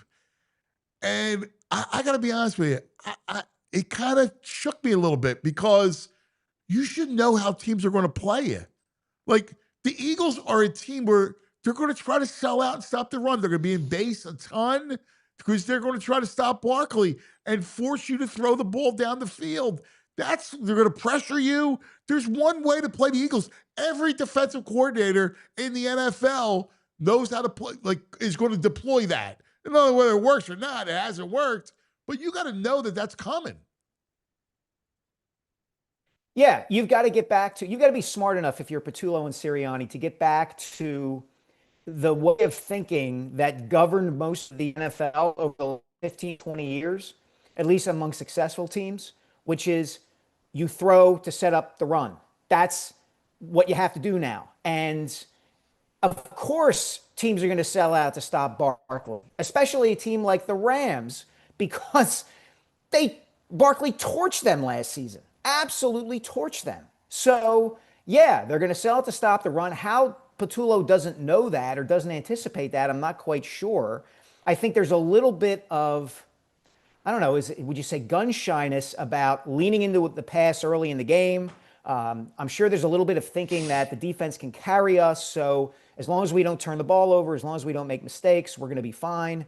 But that's not how teams are going to play you. I mean, it's very easy to see how early in every carry someone is making contact with Saquon Barkley. He's got to feel like, I left the Giants 2 years ago. Why does it feel so similar to what I went through all those years up in New York? Exactly. And listen, I think your O-line's banged up. I think you look at it, and obviously the interior part of it, Dickerson's banged up. I think Steen is not as good a run blocker as Becton, whereas I think he's a better pass blocker than Becton. And you're struggling running inside, struggling between the tackles. You got to do some more outside zone stuff. Yeah, especially you're 100% right about all that. And the other dynamic, go back to last season, right? They didn't embrace running the ball to the degree that they eventually did until week 5. So it also took a while for teams to reconcile, like, oh, okay, they're actually going to commit to giving the ball to Saquon. Because the Eagles have had a very, generally speaking, over the years, everybody knows what Jeffrey Lurie wants them to do. Everybody knows what they want to do. They want to throw the ball. That is why they paid A.J. Brown and Devontae Smith. As our old colleague Zach Berman likes to say, when it comes to the Eagles offense, follow the money. because the money's on the outside, with those two guys. And you don't have that dynamic now. Everybody saw Saquon run for 2,000 yards last season, so they're going to be geared up to stop that. So you're going to have to throw the ball to AJ and Devontae and Goddard. And it's not a coincidence to me that Goddard got that open on the first touchdown Sunday. I mean, that play was almost like the Rams weren't even bothering to pay attention to him. And it was the first indication of from the Eagles, hey, we're actually going to throw the ball downfield, like the Roman Emperor way of looking at it. Okay, running the ball has ceased to amuse me. Now I'm going to get serious about things. Yeah, I feel you. Sometimes you go, come on, guys, you kind of know who you are. You got to know thyself, as Charlie Manuel would say. And if you know yourself, you know how teams are going to try to defend you. I mean, it's kind of what it is. Yeah, and if you're gonna talk up the ability to beat teams in any way you need to beat teams, then go beat them by throwing the ball right now. That's what you're going to need to do until they loosen up and start to honor that. And then you can go back to Saquon and the run game and right. And all it's of open. And let's be real. I mean, you got two elite receivers. You got a quarterback that is comfortable. Just get it. You're if I'm doing a script, and I know he doesn't do the script, which I get it. I mean, some coaches like just to have the play sheet and go off the play sheet, but I like a script. Maybe it's because we're writers. But I mean, I'm sitting there going, early on, I would just go to I'd have a play to Goddard as a drive starter, and then I would go tempo early. I thought they were way late. Now I know they go well, we need a drive starter. We need a drive starter. All right, well, you know what? Call a first down pass to try to get you going 5 yards, and then give me a hurry up. Give me some tempo, because Jalen's at his best with tempo, where he's actually seeing the field, the defense on his heels. He can take off and run. He can throw. There's a lot more. You got to call yourself a first down play that that you feel comfortable that you can complete it and get moving. It's the most underrated thing that Shane Steichen did in 2022 when they started shifting back to having Jalen throw the ball a little bit more after kind of abandoning it in 2021, right? They were 2-5 in 2021. Steichen takes over the play calling and says, we're going to lean into the offensive line. We're going to take a lot off of Jalen's plate. But in 2022, it was much more balanced. And the underrated aspect of their ability to move the ball back then was their offense moved like this all the time. And they got away from it in 2023. You saw them slow down. Moore went back to it a little bit more last season. I think that's exactly what Patullo's got to do. Get them in a rhythm. Get the defense on its heels. Get Jalen kind of reading and reacting at every opportunity. Yeah, I'm completely with you. But nonetheless, going into Tampa, a place that's been hell, 3-0. I mean, 19-1 last 20. Mikey, this stuff is just unheard of. It's unheard of in the league, let alone here. I don't think we appreciate it enough, cuz. I really don't. And I know that makes me sound like a homer and somebody who's in the tank for the Eagles. I get it. But they're 19-1 of their last 20 games. I crunched the numbers heading into the Rams game.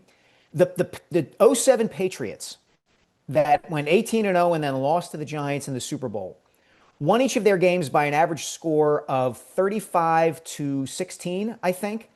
The Eagles over the previous 19 games and going 18-1 won by an average of 30-17. It's not like they're pulling these games out most of the time. They're winning by an average of 2 touchdowns. And I think some of this is, we know it inherently in Philadelphia. We know how good the Eagles are. We live it, we breathe it, we're there with them every day. I do think there's an element of, in the national discussion about the Eagles, so much of it gets wrapped up in the tush push. And the fact that Jalen is not considered, for the most part, kind of part of the discussion of who is the best quarterback in the NFL. Where does Mahomes rank to Burrow, rank to Lamar, rank to Allen? So it's not sexy for ESPN and Fox and the national people to talk about. So the stuff that drives conversation now nationally, whether it's the Cowboys screwing up or Lamar and the Ravens losing again to the Lions, like it doesn't affect the Eagles. They just go out and win, and it's not a sexy thing to talk about. And so the fact that they're 19-1 over the last 20 kind of flies under the radar. You're spot on, man. I think and I don't think we appreciate it. We got a subject, and I get it. Like, I'm not making a judgment, and it's part of our culture. So whatever, it's cool. And there's part of me that likes it. But in this case, I was squeamish with the level of lusty boo that happened on Sunday. I'm like, I mean, really? Like, do this team really deserve that? We went back and forth, VG, and maybe it's because like I've never really been a booer, so I'm thinking, I don't know, man. I get it was an ugly half of football, but are we taking it a little too over the top? It smacked a little bit of entitlement. It smacked a little bit of, boy, we've gotten really spoiled really quickly. Come on, it does.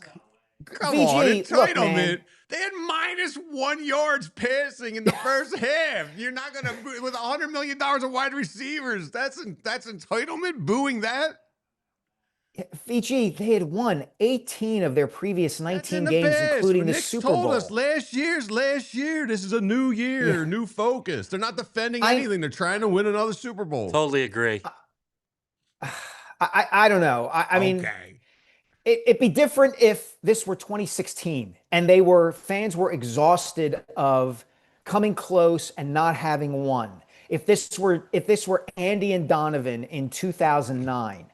Yes. They're the best team in the league. Yes. Like, they're going to lose. They're eventually going to lose.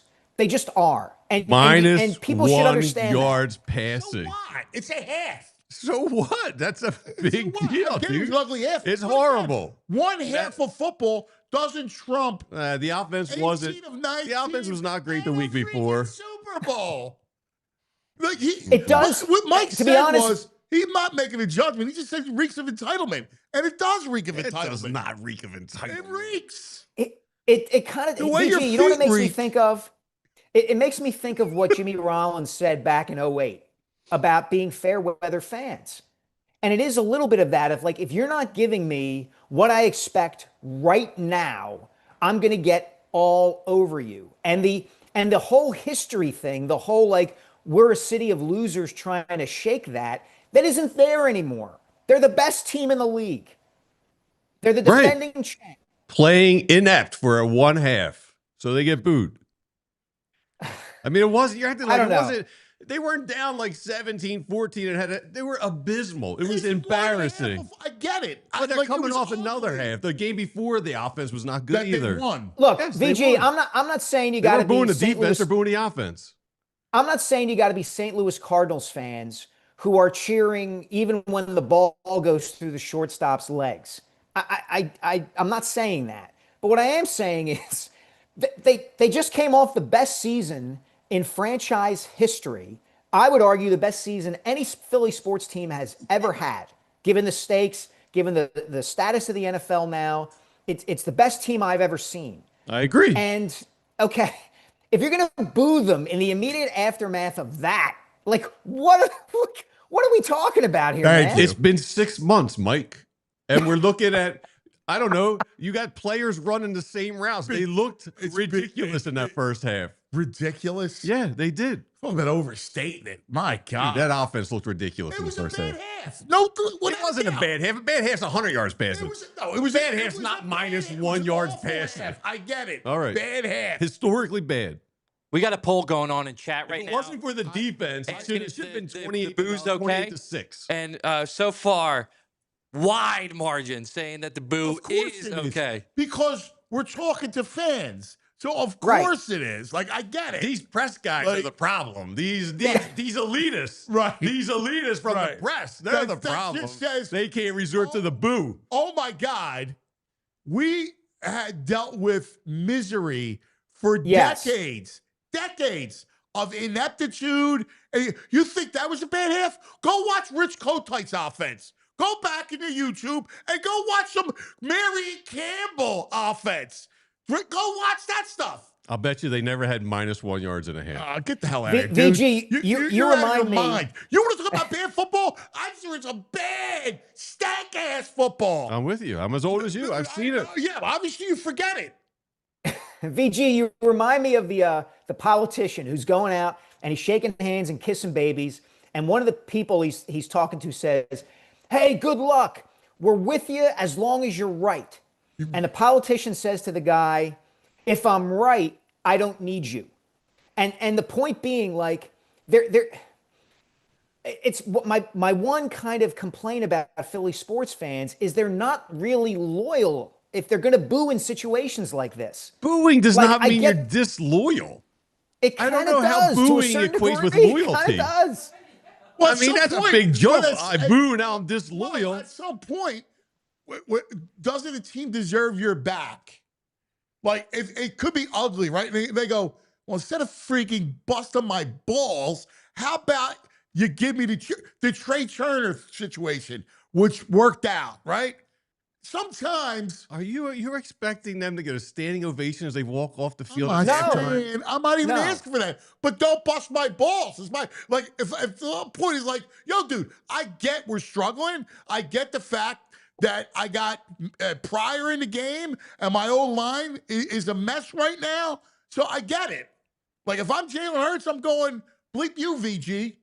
You come and try to gain a yard passing when I got a turnstile at right tackle. He's going to say that to me? Yeah. He's getting paid $50 million. I'm not getting paid $50 million. That's not my issue. It's my balls. What are you talking? That's why I'm here. Well, again, that's Mike's point. Mike's point, sometimes we cheer. You don't need to go in with daggers. And he's right. Like, it's with you, Chris. Like, there's something that was bothering me about it on Sunday. And it really did. It bothered me. Because I was like, listen, you do what you want. And it's enjoy. Our fans are the greatest, right? Look, I don't need to say that and pander. Like, it is what it is. Like, we are the most we stand out among fan bases. But you're right. The way you said it, and that you completely illustrated my issue, which you did feel disloyal. It's like, dude, you forget Ernest Jackson. You forget the Eagle football. Todd Pinkston. Because my column for tomorrow is going to be about the history between the Eagles and the Buccaneers, okay? And I'm going through every single game that the two teams have played. Just against the Buccaneers, these things have happened to or by the Eagles. Ricky Waters for Who for What against the Bucs. Norm Johnson in 1999 at the end of the first half forgets to run onto the field to try to kick a field goal. The last game at Veterans Stadium, the 02-03 championship game. The first game at the link. Sly. Jameis Winston throws 5 touchdown passes against Bill Davis's defense in 2015. The Eagles lose in the divisional round in 79 to the Buccaneers for a game to go to the NFC Championship game. Brad Gable in 1991, they lose to a stinko Bucs team. Like, this is stuff that people who have followed Philly teams for a long time, that's the misery that they used to know. How about the Jalen playoff game? The Jalen playoff game, the wild card game 2 years ago. There have been a lot just against the Bucs, and my point is not to say that Philly fans can't be demanding. It's just that, now that you are experiencing real success relative to the rest of the NFL, relative to everything the franchise has been for most of its history, like, if you're gonna boo that badly now, like, all right, is nothing ever good enough except winning a Super Bowl by going 19-0 and winning every game by 3 touchdowns? Which was last year. Like, last year, right after week 4, it was like the greatest season, one of the greatest seasons in the history of the NFL. You're conflating boos. Look, I laughed about different boos into one boo. Booing Ernest Jackson and that crap is booing because you suck. This booing this weekend is because you're booing because you're underachieving. We were booing We're booing for AJ Brown. I mean, you don't think he wanted to boo coming off the field? I guarantee he loved hearing those boos as he walked off the field.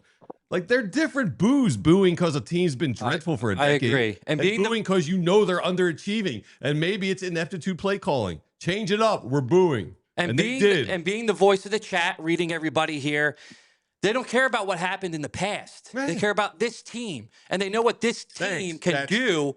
And they know that they weren't playing up to their level in that first half. And that's why they booed. That's what Nick Sirianni would tell you right now. They don't care about what happened 10 years ago, 15 years ago, 5 years ago. The fans. Andrew, I'm just telling you. Part of perspective. I know. I'm just telling you what the chat's saying. What perspective is as a fan. You can't eliminate that this town had zero, nothing. That forever this town was a woe-begone sack of losers. That's what we had. And now you got the greatest success of winning that we could all imagine and envisioned. I'll say, if I'm paying $27 for a beer and I see -1 yards of passing and a half, I know, I get it. I'm booing. I get it. Just listen. I don't know. It's hard for me to separate. Go ahead, cuz. No, you and I are kind of saying we're saying the same thing. So go back to the press box and sit there quietly. Yeah. Tony, they don't want. I love it. I chuckled to myself. Get rid of Tony. Who is Tony? What did I miss? He got a Starbucks cup that said "Enjoy, Tony." I think we need to appreciate what we're saying. I do. I think we need not to be ingrates. I do. I believe that. Okay. I think there's an element of Philadelphia sports fandom that does, like, I feel it because we write about this team and talk about this team in particular because it is so good relative to everybody else in the league right now. And I do think there's something in the environment where you can't praise them too much. Like, it's almost like you're betraying who you are. Right. As being someone who's been in the Philadelphia market for a long time. Right. You know, there's a baseline level of cynicism or skepticism that you're always supposed to maintain. Right. And if you don't maintain it, then you're betraying Philadelphia. Yes. Yep. I think you're spot on. Spot on. All right. I got to get the Phillies with it because I'm petrified over Duran. I'm completely petrified over what we're going to see from him in games that mattered. Mr. Mook brought it up earlier. How many blown saves? I think he's got 3 in 22. Yeah, 3 in 22 opportunities. All right. Yeah. In games that matter. He had 4 total in like 2 years in Minnesota. Now he's going to save games in October. And I thought his stuff and velo was kind of the antidote to never having pitched in October. And now I'm worried. You know, it's something that Ruben Amaro Jr. has talked about for years and years, that you need to be able to know whether a late inning reliever can pitch in big moments. And Duran has not had many of those moments in Minnesota. I think it's a fair question to ask. I don't like, if I were, this almost brings us back to the conversation we were just having. I am not a fan of the whole production leading into him closing games. To me, oh man, he has not earned that. He's not earned it. It is a cycle. It gives the other. I'm telling you, it gives the other team a psychological edge. It does. Wow. I don't like it. You haven't earned it. You haven't earned it. Wow. Man, this is why he gets that ominous music when he comes on. This is exactly it. No, it's thought-provoking because I mean, truth be told, I love it, but I love theatrics, right? So I love the theatrics.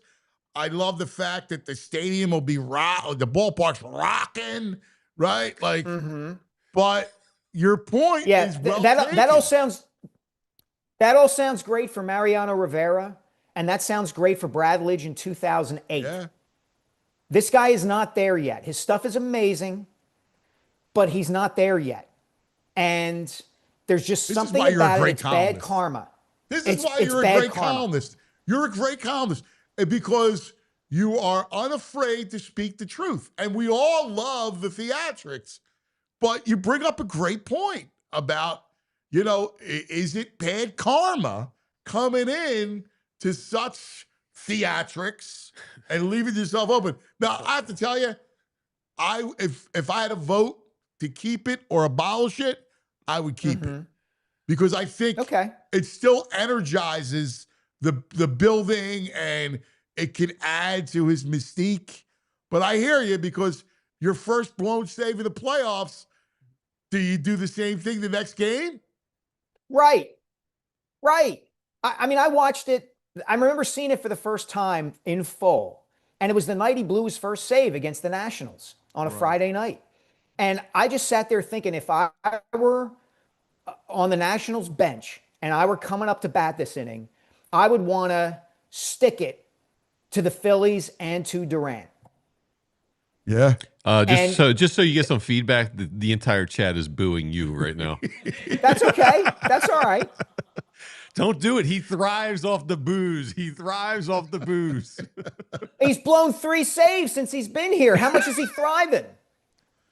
I know. I feel you. See, the first blown save was lucky. Like, they were just throwing their bats, right? Yeah. But then he escaped it the next night, if you remember. He escaped it. He's been walking a tightrope, and I'm scared, man. I'm scared against the Dodgers.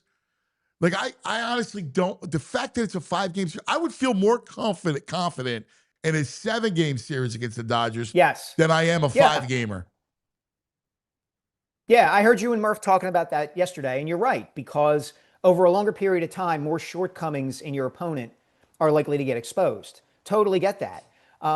We got to see it. Look, he may very well go through the postseason perfect and strike out every hitter he faces. And if that's the case, I'll come on after the parade and say, okay, run the Durantula production every single time he goes out there. That's well, to fine. your point, he'll have earned it reaction. if that's the case, right?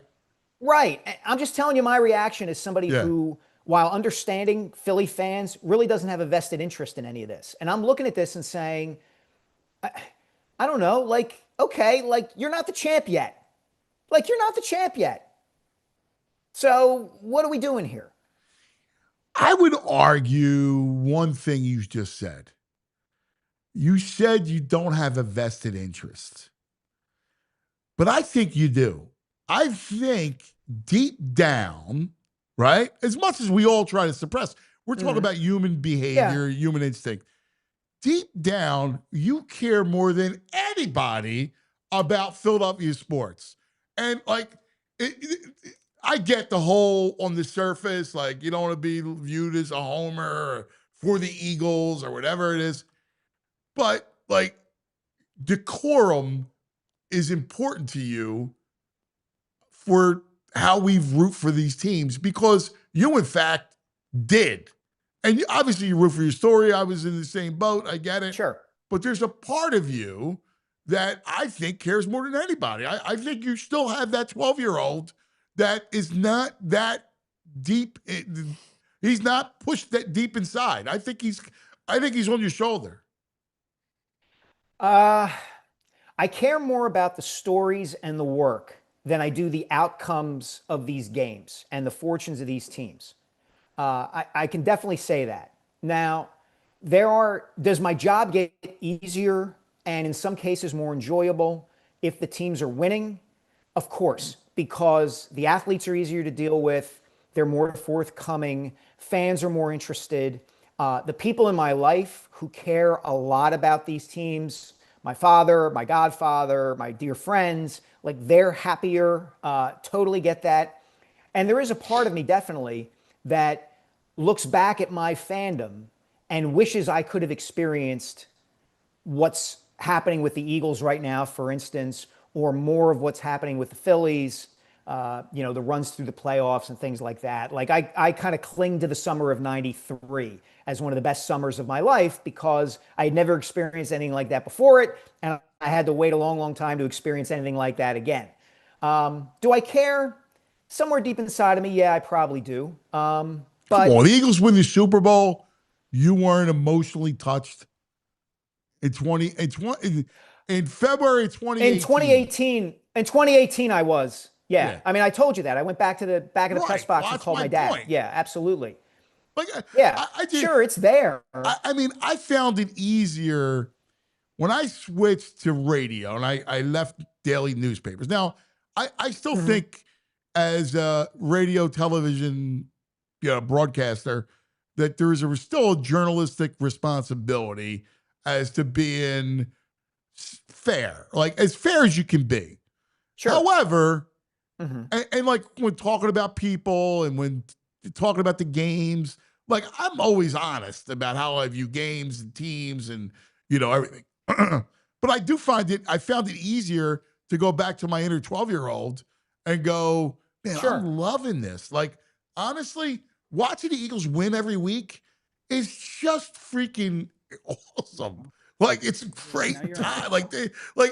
I can't divorce myself from the past and what I went through and what you went through and every fan. Like, it's like, oh my God, they're that good. That's freaking awesome. And I kind of cherish it. Yeah.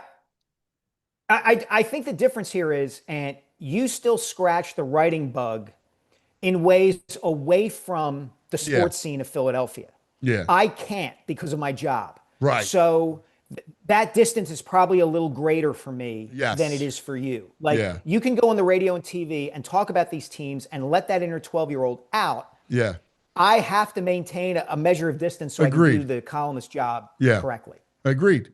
No, to be you're that's exactly it. I think you're great at it. I love you. Thanks. VG. Yes.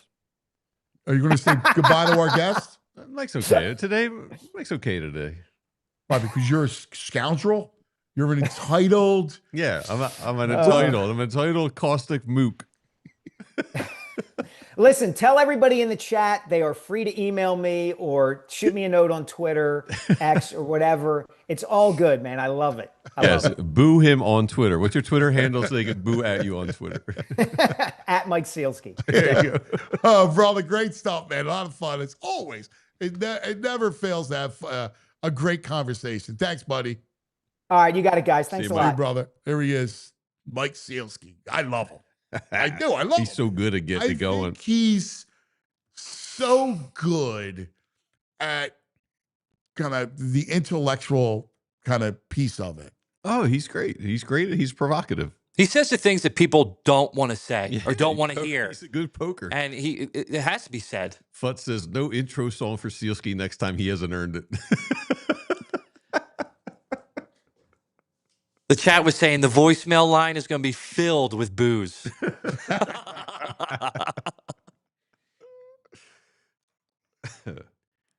I don't know. I love. I think the conversation is great. I love him, Mike. I think the conversation about the booze are a really interesting conversation. I think it is because I really I was kind of like, all right, come on, man. Like I truly believe that. Like I get where you're standing, like what you guys are talking about, but it's like sometimes it feels like we're doing that for show. Like we're Philadelphia, we boo everything. Unless it's not perfect. I never feel like that when I boo. And I do feel like there's a bit of that. When I boo, I'm just in the moment, and it just feels like I gotta let it out. Tooch says he doesn't ever remember you booing. No. He said he's a stone booer. Yes. Yes, he is. But not a petty one, only when appropriate. Yes. All right, let's take care of some business. Go ahead, buddy. Let's do it. Golden Nugget Jewelers. You know them, and if you don't, you should, because for the past 30 years, Golden Nugget Jewelers has operated out of the very same location in the heart of Philadelphia. And now's the time to go to Golden Nugget Jewelers. You know, you got the holidays coming up. Halloween, Thanksgiving, Christmas, New Year's, Valentine's Day. They're all approaching, and they're approaching quickly. So Great times to get engaged, and you don't want to sleep on it and rush around. So you got customers from Pennsylvania, New Jersey, Baltimore, even New York City. They all go to Golden Nugget Jewelers to find that perfect engagement ring or wedding band because they have a highly trained, dedicated staff to providing a personalized shopping experience. They're super informative. They don't pressure you at all. They got a vast selection of engagement rings and wedding bands, along with high-end watches, fashion jewelry, sparkling diamond necklaces, bracelets, earrings, and more. And you receive a final clearing and written appraisal with every engagement ring purchase. So Golden Nugget Jewelers, they've been family-owned and operated since 1987 right there at Chestnut and 8th in downtown Philly. Walk over, visit Golden Nugget, get a beer, you're good. You deserve an expert, and you deserve the best price. Golden Nugget Jewelers, it's where Philly gets engaged. Visit goldennuggetjewelry.com to learn more. All right, let's talk about Parks Casino, Street Road, Ben Salem. Oh, we got the great Parks Casino, all kinds of great fun stuff happening. The best restaurants, the action, headline entertainment. All right, it's got it all. That's why it's our Pennsylvania's #1 casino. Here we go. Tickets on sale now. Coming up, just announced, Joey Diaz, November 26th. Oh, Joey Diaz is great. Yeah, people love him. He's so funny. He sells out every time. Oh, yeah. We saw Baldini yesterday, our man. Oh, yeah? He was saying that he just sells out all the time. Yeah. 4 shows a year. Don't hesitate on it. Don't sleep on Joey Diaz. Coming up Friday, the Revivalists. Oh, I wish I Knew you when I was young. Could have got so high. He's back. Nobody sang. No, Joey sang a little bit. I was solo the whole Joey time. sang a little bit, man. but he's not next to the mic. Julia Tyler didn't sing? No, you think Tyler's going to sing? Tyler's not singing. Maybe it's like screamo music. September 27th, comedian Russell Peters. October 4th, Kansas. Carry on my wayward son. There'll be peace when you are done. October 24th, Everclear. I'm still living with your ghost. Lonely and dreaming of the West Coast. Hambone is back. He's ready to go. Yeah. October 25th, Almost Queen. Is this the real life? Is this just fantasy? One time I would have just scrapped. Just for GP. November 21st, Air Supply. I'm all out of love. I'm so lost without you. I knew you were right. Baldini loved his Air Supply. Oh, yeah? Yeah. Yeah. Props for the Air Supply. And then November 22nd. They sell out too, he said. Brian Regan. Yes. ParksCasino.com to buy tickets for all shows. Parks Casino, this is how you win. You got to be 21. Gambling problem, call 1-800-GAMBLER. All right. Time now for some fantasy help. And he's brilliant because you see all the injuries happening, and the Geek told you to load up on backup running back. I've had Trey Benson because of the Geek. Yeah, here he is. Let's go. Geek is Aurelius. What's up, fellas? You are terrific, man. You called it. You know the injuries are going to happen, and look what happened. Got to have these guys on your bench. Trey Benson, that's it. Now we have that having him on your bench instead of some guy that you weren't going to play like Charles Tillman, some WR2 or 3. Now you have a RB2. You know what I do, cuz? In fantasy football, I like to line up my players where they rank in my mind. So I've got Trey Benson up there ahead of Chase Brown, ahead of guys I took in round 2 or 3. So you have to think of it like I just picked up an extra second-round pick, and that gives me a material advantage on everybody else in this league who didn't have 2 second-round picks to work with, right? So that was huge. That was huge. Geek, I'm in one of these guillotine chop leagues, and my bench right now is Blake Corum, Trey Benson, Woody Marks, Ollie Gordon, all because of you. Nice. Now, I have whole separate forms of advice about guillotine leagues. I don't know if the audience would be interested in that, but I will tell you guys something else. I have to get into some of the finishes that happened this week, and I want to contrast our favorite teams, the green teams, the Eagles and the Jets. Okay. So the Eagles, block punt, miracles happening. all I'm thinking about is Cuz at the end of that game and the yelling and screaming that's going on in that house. I go, I want to feel that happiness. Just once, I want to feel it. And here we are. It's the end of the Jets game. A miracle happens. A blocked field goal or a blocked punt. They got it. They picked it up. Touchdown. I can't believe this is happening. Is it real? No. No. 5 seconds later, I look up. You got the Bucs kicking a field goal. Game over. I was like, you know what? This is the exact difference between the Eagles and the Jets. The Jets are the crapola version of it. It's like we're the crappy team up the street that does like we have the same running quarterback, but a junk version of it. We just have a junk no defense. We got a defense, but it stinks. Of course, we let up the field goal at the end. It was horrifying. I was like, man, you know what? It's sad. I feel for you, buddy. They really are. Like, it's such second-class team. Like, it's just a bad team. Bad and guys leave and do well elsewhere. It's just, I feel for you, pal. Oh, it was brutal. It was brutal. But you know what? That's why we play fantasy football, because those wins, I need to enjoy football. This is what brought me to this wonderful hobby. The misery of being a fan of a terrible team. So now I'm a fan of my money and the teams that I have money on. But this was a big one. The elevation of trade. There was a lot that happened this weekend that is fantasy relevant. But I want to get into something because is it time to panic? Right? You're 0-3. This is for the audience. I want to talk a little bit about the panic meter. Are we panicking? So I'm going to throw some names out there. Should we panic? Should we not? And some of them you should panic on, and you need to be selling these guys while you can. So some names. I'll give you right off the bat. The first one, Brian Thomas Jr. What's going on there? The panic is high. You took him in round 2, probably. He's been terrible. No, he's been worse than terrible. Worse than terrible. Yeah, he's almost disinterested. He plays disinterested. It's crazy. I feel like it's Trevor Lawrence is terrible. I actually think he's not good. That's my unprofessional, I'm not a scout assessment is that Trevor Lawrence just he's not it. He's not it. He looks handsome. He's got the look of a starting quarterback. If I was the lead cheerleader, I would be all over him. But as far as as an NFL player, I don't think he's got it. So all these targets for Brian Thomas, she's not catching. Time to panic. I'm worried. I'm trying to sell him. So I'm trying to sell him if I can, but I'm still trying to get a reasonable value. Like maybe somebody who went a couple. George Pickens is the perfect sort of target for somebody who wants to, throw in the towel on that guy. Try to get a George Pickens. I'll even on that. Chase Brown. Might be time to panic, cuz. He's done nothing. Browning, nothing. Browning doesn't look good. Chase Brown was a bit of, and I still think he'll be okay. There are worse panic situations. I still think in the end he'll be okay in the sense that even with Browning there, he is still getting all the touches. So you'll have a guy who gets volume. But it ain't much better than that. I would sell him for Trey Benson in a heartbeat. Yes.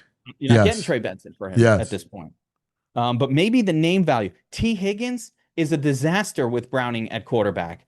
At least Jamar Chase, his average fantasy production goes down about 35%. At least it did last year with him. But at least that's still kind of acceptable play because he's Jamar Chase.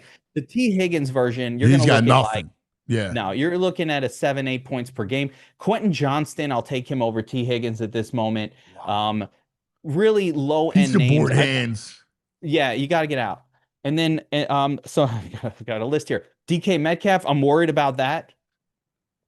Aaron Rodgers not throwing the football enough. Aaron Rodgers looks terrible. I'm going to be fading the Steelers.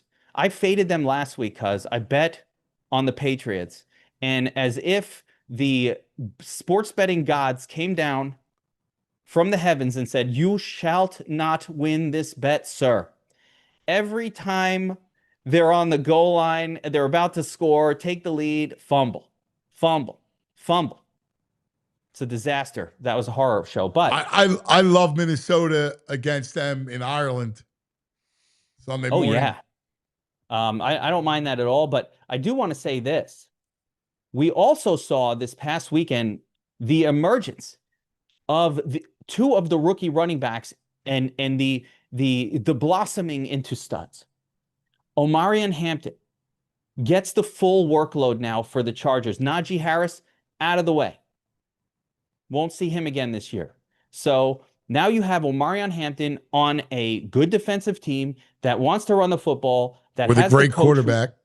A great quarterback. You can't push in on them. So, and on that team, by the way, on the panic meter, Ladd McConkey should be on your panic meter as well. He is just not going to do what he did last year as long as Keenan Allen is there and healthy. He's fine, but he's not somebody who's going to help your team win weeks very often. But Omarion Hampton, we saw that emergence. Love it. Trevion Henderson, almost by force of nature, forcing those dense Patriots coaches to finally agree to put him in. As a matter of fact, after Ramondre fumbled twice, they were like, no, we're giving it to Gibson. And I'm sitting home going, really? Why is Gibson? Trevion. Gibson's still in the NFL. First, that part of it was such a shock. I had to get past it. This guy's still floating around. And they're giving him the ball instead of Trevion. And now Gibson's fumbling it away. And guys, what more do you have to see to give Trevion Henderson the ball? So now we get maybe Trevion Henderson season. I'm still not fully trusting these guys to do it. But I think we're going to get it. And Trevion is going to take off, and there's going to be no looking back. And the one guy that you have to be nervous about remains Ashton Jeanty in the rookie group. But I think eventually he'll get his stuff together as well. I don't know, dude. I think the Raiders blow. That's the problem. Geno stinks. He does stink. Geno's better than what they had last year. But they have to. I don't know. Brock Bowers hasn't been involved. Like last year they had. Geno stinks. But he can't be worse than Gardner Minshew. Geno stinks, dude. Stinks. He does stink. Can't play. He's not a leader of men. He's not a leader. He stinks. He's not good. He's not. If you're wondering where Bowers is, look at the quarterback. Stinks. The quarterback was Gardner Minshew, and Brock Bowers was doing great. And then they brought in Kevin O'Connell. He's the coach. They had him quarterback in the team. I don't even know, Aiden O'Connell over there. And Brock Bowers is putting up 25s. Geno can't be worse than those guys. There's no way he's worse. He stinks. I mean, those guys stink too. Well, I'm not telling you they're good. I'm just telling you Geno stinks. I mean, Trey Tucker this past weekend. By the way, Trey Tucker broke fantasy football this weekend and put up a 40-plus point score out of nowhere. Did anybody have him? Was he? Yes, guys like that rostered him. Yeah. He was about 2% owned in big tournaments, and you needed him. You need a Minnesota defense. They put up a 30. Those were kind of two of the key points for this past week. You had to put that combination together to win tournaments this past weekend. So you had to have that combo. Yeah. Do you like Tucker as a pickup this week? Not really. So I'm just going to say with Tucker, I'm not wasting a whole lot of my FOB or my bench space unless you're in a very deep league. Like, I'll tell you who you should have. Like, if you don't have Woody Marks and he's available, that's the guy that you need to pick up. Like, I'd rather sit a Woody Marks on my bench. I'd rather sit a Blake Corum on my bench. I'd rather sit those still, just like the Trey Benson play.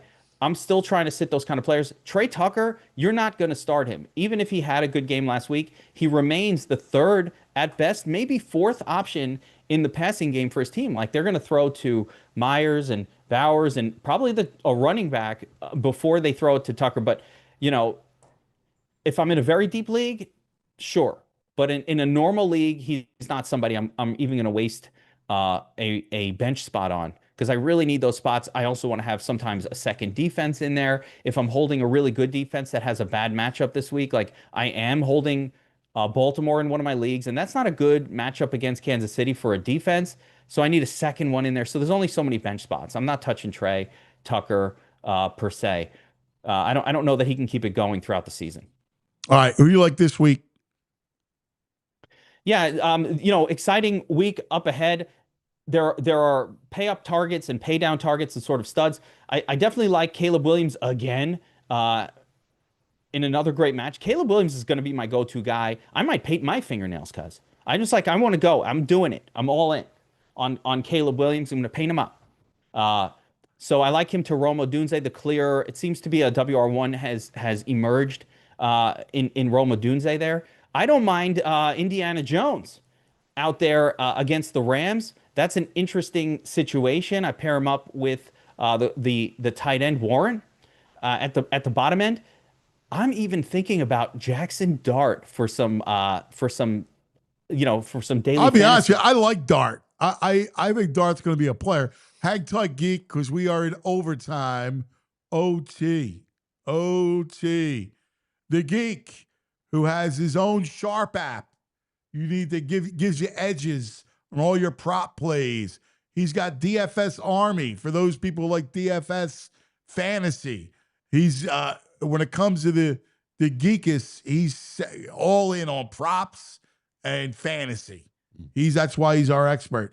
Yeah, I like I'm with you. I think Dart's an interesting play. Yeah, definitely in DFS at min salary. What we saw in the problem preseason, is the Chargers defense is good. Yeah, if this was at the Chargers, I'd feel worse about it. At least it's a home game for the Giants. I don't love a debuting quarterback generally. That's not exactly, how you make a lot of money in fantasy sports, playing debuting rookie quarterbacks, but he's really inexpensive. I like that he ran around a little bit, used the legs in the preseason. I love to see that. And of course, Malik Neighbors is on the team. So how bad could it be? Just throw it to Malik. Wandy, he's hanging out there too. They have a couple of wide receivers that are always open. So if you just throw it to those guys, I think this Giants offense be less terrible. I like Scattaboo also. That's another elevated running back and another guy that needed to be on your bench. Scattaboo looked the part. I've got some sneaky ones though for the audience. And guys that are available right now that you don't have to pay anything for, that I want you to stash on your bench. This one name is going to blow your mind. You're not even going to believe that I'm thinking of this guy. But in fantasy, Tajay Spears, pick him up. He's available. This guy's going to be healthy soon. Pollard has not. Pollard hasn't looked that good. No. I would go grab Tajay Spears. If Ollie Gordon from Miami is floating around, if it happens to be available on your bench as well, that would be a priority add for me. You want Ollie Gordon. He's getting the Raheem Mostert treatment right now where he's going to be in the game anyway, and he'll get carries. But if Achane gets hurt, and that is a very small running back who has a history of injuries, if that does happen, Ollie Gordon he's going into that RB2 spot on your team. He's knocking out whoever you've got there, unless you have somebody really studly, which would be even better. Then he's in your flex as a super stud. So you need those kind of players on your bench right now. That's what I'm sort of hyper-focused on doing in my leagues, because when the injury happens, you will not have the fob money or the waiver wire position or whatever it takes in your league to get those guys. You need to anticipate before the injury happens, like we did. I mean, Trey Benson, not as much, but Scattaboo for sure, and Jordan Mason now is getting it done. We saw last week what a second an RB2 can do when the first guy goes out for that team, and now it's Jordan Mason's team. So we'll see some of that happening hopefully here with Trey Benson going forward, and hopefully some of these other names. Woody Marks has been. Listen, Nick Chubb, are you genuinely scared that Nick Chubb is going to be that great? Like, if there's any life behind him, they're going to give that an opportunity, especially on a Houston team that needs a spark somewhere. Yeah. Hey, we got one question in the chat. Golden or Ayamanor? Oh, how the mighty hath fallen, right? I think it's Ayamanor still, but they're about the same kind of guy, and they have about the same upside. The one thing with Golden is, the opportunity should be there. They just haven't gotten it to him yet. All right, and I need help. I'm in a 16-team, predominantly touchdown only. Tight ends, Laporta, Hawkinson, and Kittle are all available somehow right now. What? Yes. Which one of I only got space on my roster for one of these tight ends. Do I stash Kittle or keep Hawkinson or grab Laporta? No. I if that's me, I'm stashing Kittle of that group. I can't believe all those guys are available. They're all really good, and all three of them are startable this week, next week. Yeah. But for the rest of the season, if you get George Kittle, that actually gives you a material edge at the tight end position, unlike Laporta and Hawkinson, which just give you what I'd call a league average tight end, acceptable play, but they don't give you the edge at the position that George Kittle would. So I might make space on my bench though for a second one of those names, and it would be Laporta over Hawkinson for me. Cool. Hawkinson's great when Wentz is the quarterback, but do we think that Wentz is going to continue to helm that team for very long?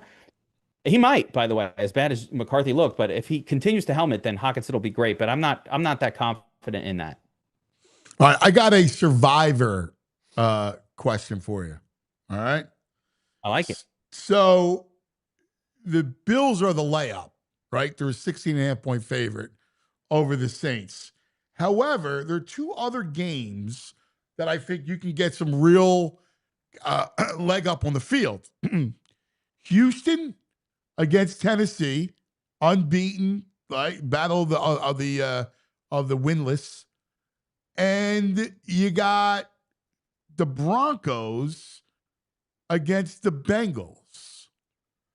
I mean, both of those teams, like, to be able to cross both those teams off and keep the Bills, I think could be interesting. It is obviously the Bills might be a team you want to save, right? There's going to be more. This is a lock button. The Bills win, right? Of course they're going to win that game. So let's look at this. I mean, with the Titans at home, with the Texans, I think it's the Texans this week because the Titans are not the style of team that's going to do well against a quality defensive team. What the Texans are, I think the Texans are a little bit due for some better offense than what they've shown. So yeah, I'm comfortable with burning my Texans pick because I don't know how many opportunities we're going to get to use them in Survivor. And Denver, I look at Denver at home against Browning. You think Sean Payton's going to lose at home to that team on a Monday night? No, Denver wins that game, but I might believe that Denver, you might have other opportunity. I like Denver as an alt pick as well. Yeah. I think I prefer the Texans though, because that for sure, you're probably not going to get another chance with the Texans. I don't even feel confident in them beating like the Jaguar. Like I don't feel confident in them beating anyone except for the Titans because the Titans are the worst offense in the league right now. So yeah, I like that one. And I think Denver, you'll get another shot with them later this year. There's other games that you might be able to use Denver. And I think Denver's not even fully clicking yet. Like they have a ways to go and they're going to be clicking. You're going to be confident in them. So yeah, I love the Houston call on that. And certainly might as well save the Bills for, later when you're going to need them. Yeah. Yeah. Yeah. Good stuff. Yeah. There he is, Geekus. You're the man. Download the Sharp app. It's got all kinds of great stuff. You're the proptimizer. Crushing it with the props. I made $900 arb betting on Sunday. Watching the games live during a live stream. I did it live to show everybody this is real, guys. So 900 just in an hour and a half, just arbing live during the games on stream, by the way. So everybody was watching me do it. I was like, this is crazy. Why are you guys not using this? What is that? What did you say? Arb betting. What is that? Arbs, betting arbitrage. So just looking at just what the tool does is it'll find discrepancies between different sports books on the live market. So I'm watching the game and, you might be watching, the second quarter money line for the Eagles, right? And one thing has it at plus, let's say plus 110 over. A different book has it at plus 110 under. So I'm just like, all right, bet both sides of it. Either way, I'm winning 10% on my money, locked in. So what do you have? You have all the sports books on your screen? We have 130 sports books to choose from, but I only enable the ones in my state that I personally have access to. So I just am watching those books that I have access to. And when those moments come up, when sort of they're not lined up correctly on pricing a market, bam, bam, hit both sides. And like I said, I got crushed on my parlays and my regular betting. So, and then I made it all back and profited another. So I was down 250 on my regular bets, but I profited 950 on the ARBs, walked away plus 700. Imagine I won the regular bets. That would have been a $2,500 day. Wow. So it's really good cool. For you. That's it's awesome. a tool that you use this tool to supplement your betting. Your betting, anyway, we want to bet the games. We're having fun, but we want to also make sure that we're up money every single week, no matter if our bets win or lose. So that's what the tool allows you to do. And it's like within an hour or two, cuz if my wife wasn't bothering me to go apple picking or what other things, I'm like, babe, this is costing me like $500 an hour, these apples. But I go because, I'm a dad. But I was like, this is costing me every minute that I'm not sitting in front of that computer during football games. I think it's costing me like, $250, $300 an hour and just like free That's money. awesome. Good for you, brother. That's great. That's great stuff. The Sharp app, you can download it right to your phone. Check that out. And DFS Army for all of your fantasy stuff. Geek, great stuff as always, buddy. We appreciate it. Appreciate you guys. Thanks. There he is. Geek. All right. Are we going to the chat phone? We are. Chat phone. The chat phone. I like the chat phone. The chat phone. Right? I think powered by Xfinity. Yeah. All right. Let's go to the chat phone across the pond where we have our names. Sam from England. Good morning, Sammy. Good afternoon to you. Good morning, chaps. How are we? Good, buddy. Good, my man. I know can I tell you the reason why you're calling today, that you have to call today? It's because the Sixers, your beloved 10-9-8-76ers, are bringing back the black Iverson jerseys, and that's got you fired up. That is one of the reasons, 100%. It's the only thing good they've done all summer. Still haven't signed Grimes, still not really given us a clear indication on Joel or Paul George's injury, but they've made up for it. They're trying to get into the new cycle because they know that the Phillies and the Eagles are dominating, so they release the jerseys that everyone loves. Yeah, smart. Yeah, smart. Yeah, and it's perfect marketing for me because I've still got my original champion. They were champion jerseys over here in the UK when they first came out, so I've still got my original Iverson one. The champion, they were champion jerseys. That's right. And I haven't grown in height. Now they're Nike. Yeah. They do look nice in the Nike, I must admit, and they didn't do too much with the crypto. I thought that might ruin the jersey having the sponsor, but it's actually really nice. So they've done a very good job, and it wasn't like a mock of it. It was the exact same jersey, right? So it's a seller for me. And like I say, Marlins getting too small for me now, so I can get a perfect maxi one now. That's fine, and then frame the Iverson one somewhere nice. That's why I love Sam. Sam is rabid. Sam is such one of us.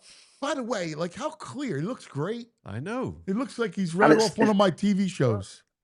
And it's on 5G as well, which is normally really bad in my area where I'm at work today. But better than Fran sometimes. Franny's talks some real good sense sometimes, and I miss some of his stuff because his connection's poor. But Franny films. He's good at his job. He just needs to sort his internet out.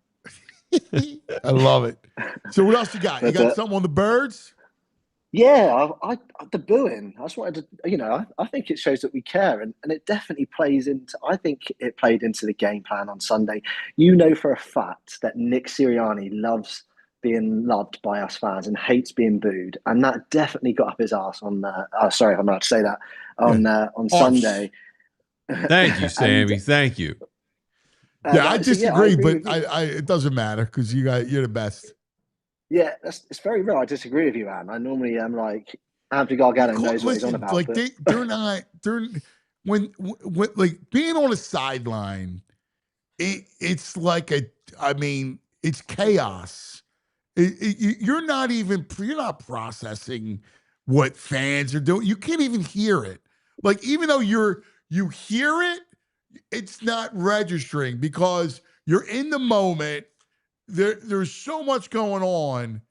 Trust me, you're not processing like, oh, I'm getting booed, so therefore I need to throw the ball. Like they were calling pass plays, right? There were issues, protection, the offensive line.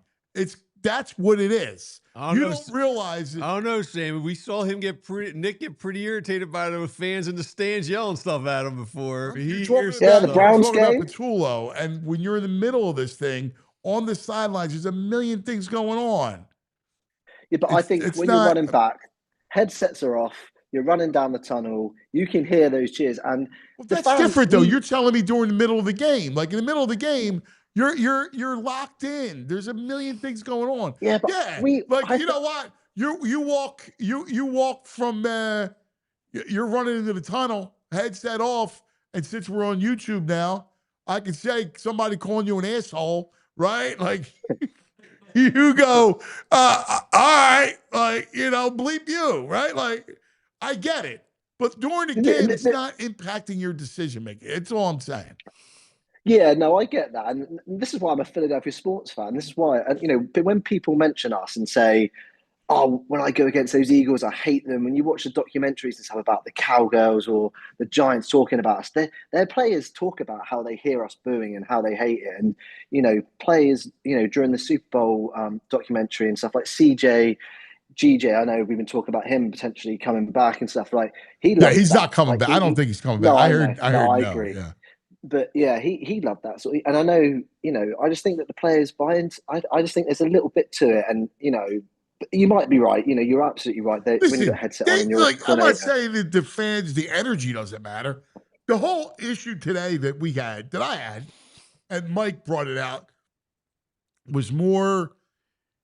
I just thought it was a little much, right? That was it. I mean, in the end, sometimes we don't really need to boo every time. Like, do we really need that?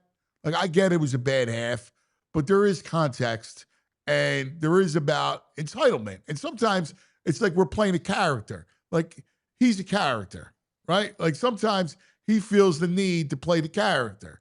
Let me boo because this is what my character does. Because it feels good. Yeah, but you get caught up in the moment. This again, it's back to the football soccer thing, right? Like the reason why a lot of us in the British and Irish Eagles fans, as you know, I think they came in the studio last year. We're a big fan base here because of the fact it's so close to our culture. We boo all the time, and obviously in football or soccer, you will hear it more because there's no real headsets on when the coach is doing plays and stuff. But it's just the passion that we've got. It just shows that we care, and I love it. And sometimes you don't mean to, I was shouting at the TV last night. The referee can't hear me, but he made a dodgy decision for Fraser's team last night when we should have had a corner late on. Too dodgy. And, we did really well against his team, but I was shouting at TV, but I'm like, he can't hear me. And it's the same at 1 a.m. when I'm shouting at the TV when against a Dallas game, I was shouting. My wife texted me at 2 a.m. saying, shut up, when I was shouting when we weren't looking very good against the Cowgirls in week 1. But you just get caught up. So I don't think it's always, you're right. Some people are going to play on it, right? And go, we're Philadelphia, so we've got to boo and we've got to do it. But I think, and I guess, for me, I just kind of, it's hard for me to divorce the past from the present. Like, it's all part of the equation. It's the fan experience, right? Like, guys like Andrew, he doesn't know pain. Doesn't know pain, right? Like, we know pain. Like, we've lived it, man, a long freaking time. Andrew became a fan yesterday, right? So I get it. So did I. So I can't say too much. 2010, if you lived the pain and you left the Veterans Stadium the last time, inexplicable, losing to Tampa, I can't forget that moment, right? So now when they're the best team in football and they're in this epic thing, there's appreciation I got, and I give a little leeway. That's where I stand. I know it's unpopular, but I got to be real. No, that's fair. And I think that's a fair point as well. We are entitled now. We've had 2 Super Bowls and three Super Bowl appearances in the last 10 years. So we are a bit entitled now. And, it's nice to be entitled though, because I was jealous of the, Seattle fans that suddenly came out of nowhere here, the Patriots fans here, that had success in the last sort of 15 years. So it's nice that I'm on the side now where people look at me and go, oh, you're the glory hunting supporter, or you're the, but actually, no, I've been an Eagles fan since 2010, and, I've put up with a couple of bad ones, not as bad as, like you say, losing at the vet or, back in the early 90s when we weren't great at all. But, I'm lucky that I've supported them since Lurie took over. And listen, you dealt with it. I mean, you caught on the end, like the end of Andy Reid, like to me, it's amazing. Andy Reid was so good, and yet it didn't yield a championship. It's still amazing to me. And then you had the Chip Kelly which was you thought it was going to be something and it was a disaster. I mean, the story is the story. It's a great story. I know, but hey, and one thing to finish on: the Phillies are going to win tonight, right? You said you fancy Luzardo tonight, right? So I like Luzardo strikeouts, but I would not bet them to win. Back the win. There's something tonight, weird going on. You saw with all these teams, Dodgers, Milwaukee losing. You know, I wouldn't be surprised if all three teams lost again. That'd be a good parlay. Yeah, it would be a good parlay. Yeah, although, I mean, you know, Philly should win, but they're such a big number, so that's why I kind of be like, just, you know. It's just baseball's weird that way. I just want to get into next week, and I want to feel good about October, man. I want to feel good about these playoffs. Yeah, I'm Green Day all the way. Wake me up when September ends, and you know, hopefully we go into it. But I'm bad luck for the Phillies this year. Whenever the early games are on and I watch, we seem to lose, and then if I don't watch, we seem to win. So I tried watching a little bit last night, and then I fell asleep, and obviously delay. So, but it's not my fault because I was asleep when the delay happened. But I still take responsibility for it. So I won't watch tonight, and we'll get that because there's only one game now, right? And then we've got the second seed. So hopefully we'll get that tonight. Yeah, buddy. Listen. Don't forget, we're gonna play the videos. So if something happens and you feel compelled, make a video, send a voice memo. I prefer the video. You're a handsome man. Show your. Thank you very much. And we're gonna bring back the bitch and complain line. All right. You want to bitch about me to the chat? Like, make the video. Tony, go away, Tony. Like, whatever you want to do. Well, we're gonna have fun every day. The end of the show, we're going to play it. Send it to Andrew. Andrew? Send it to me. Andrew at allphly.com or our Twitter.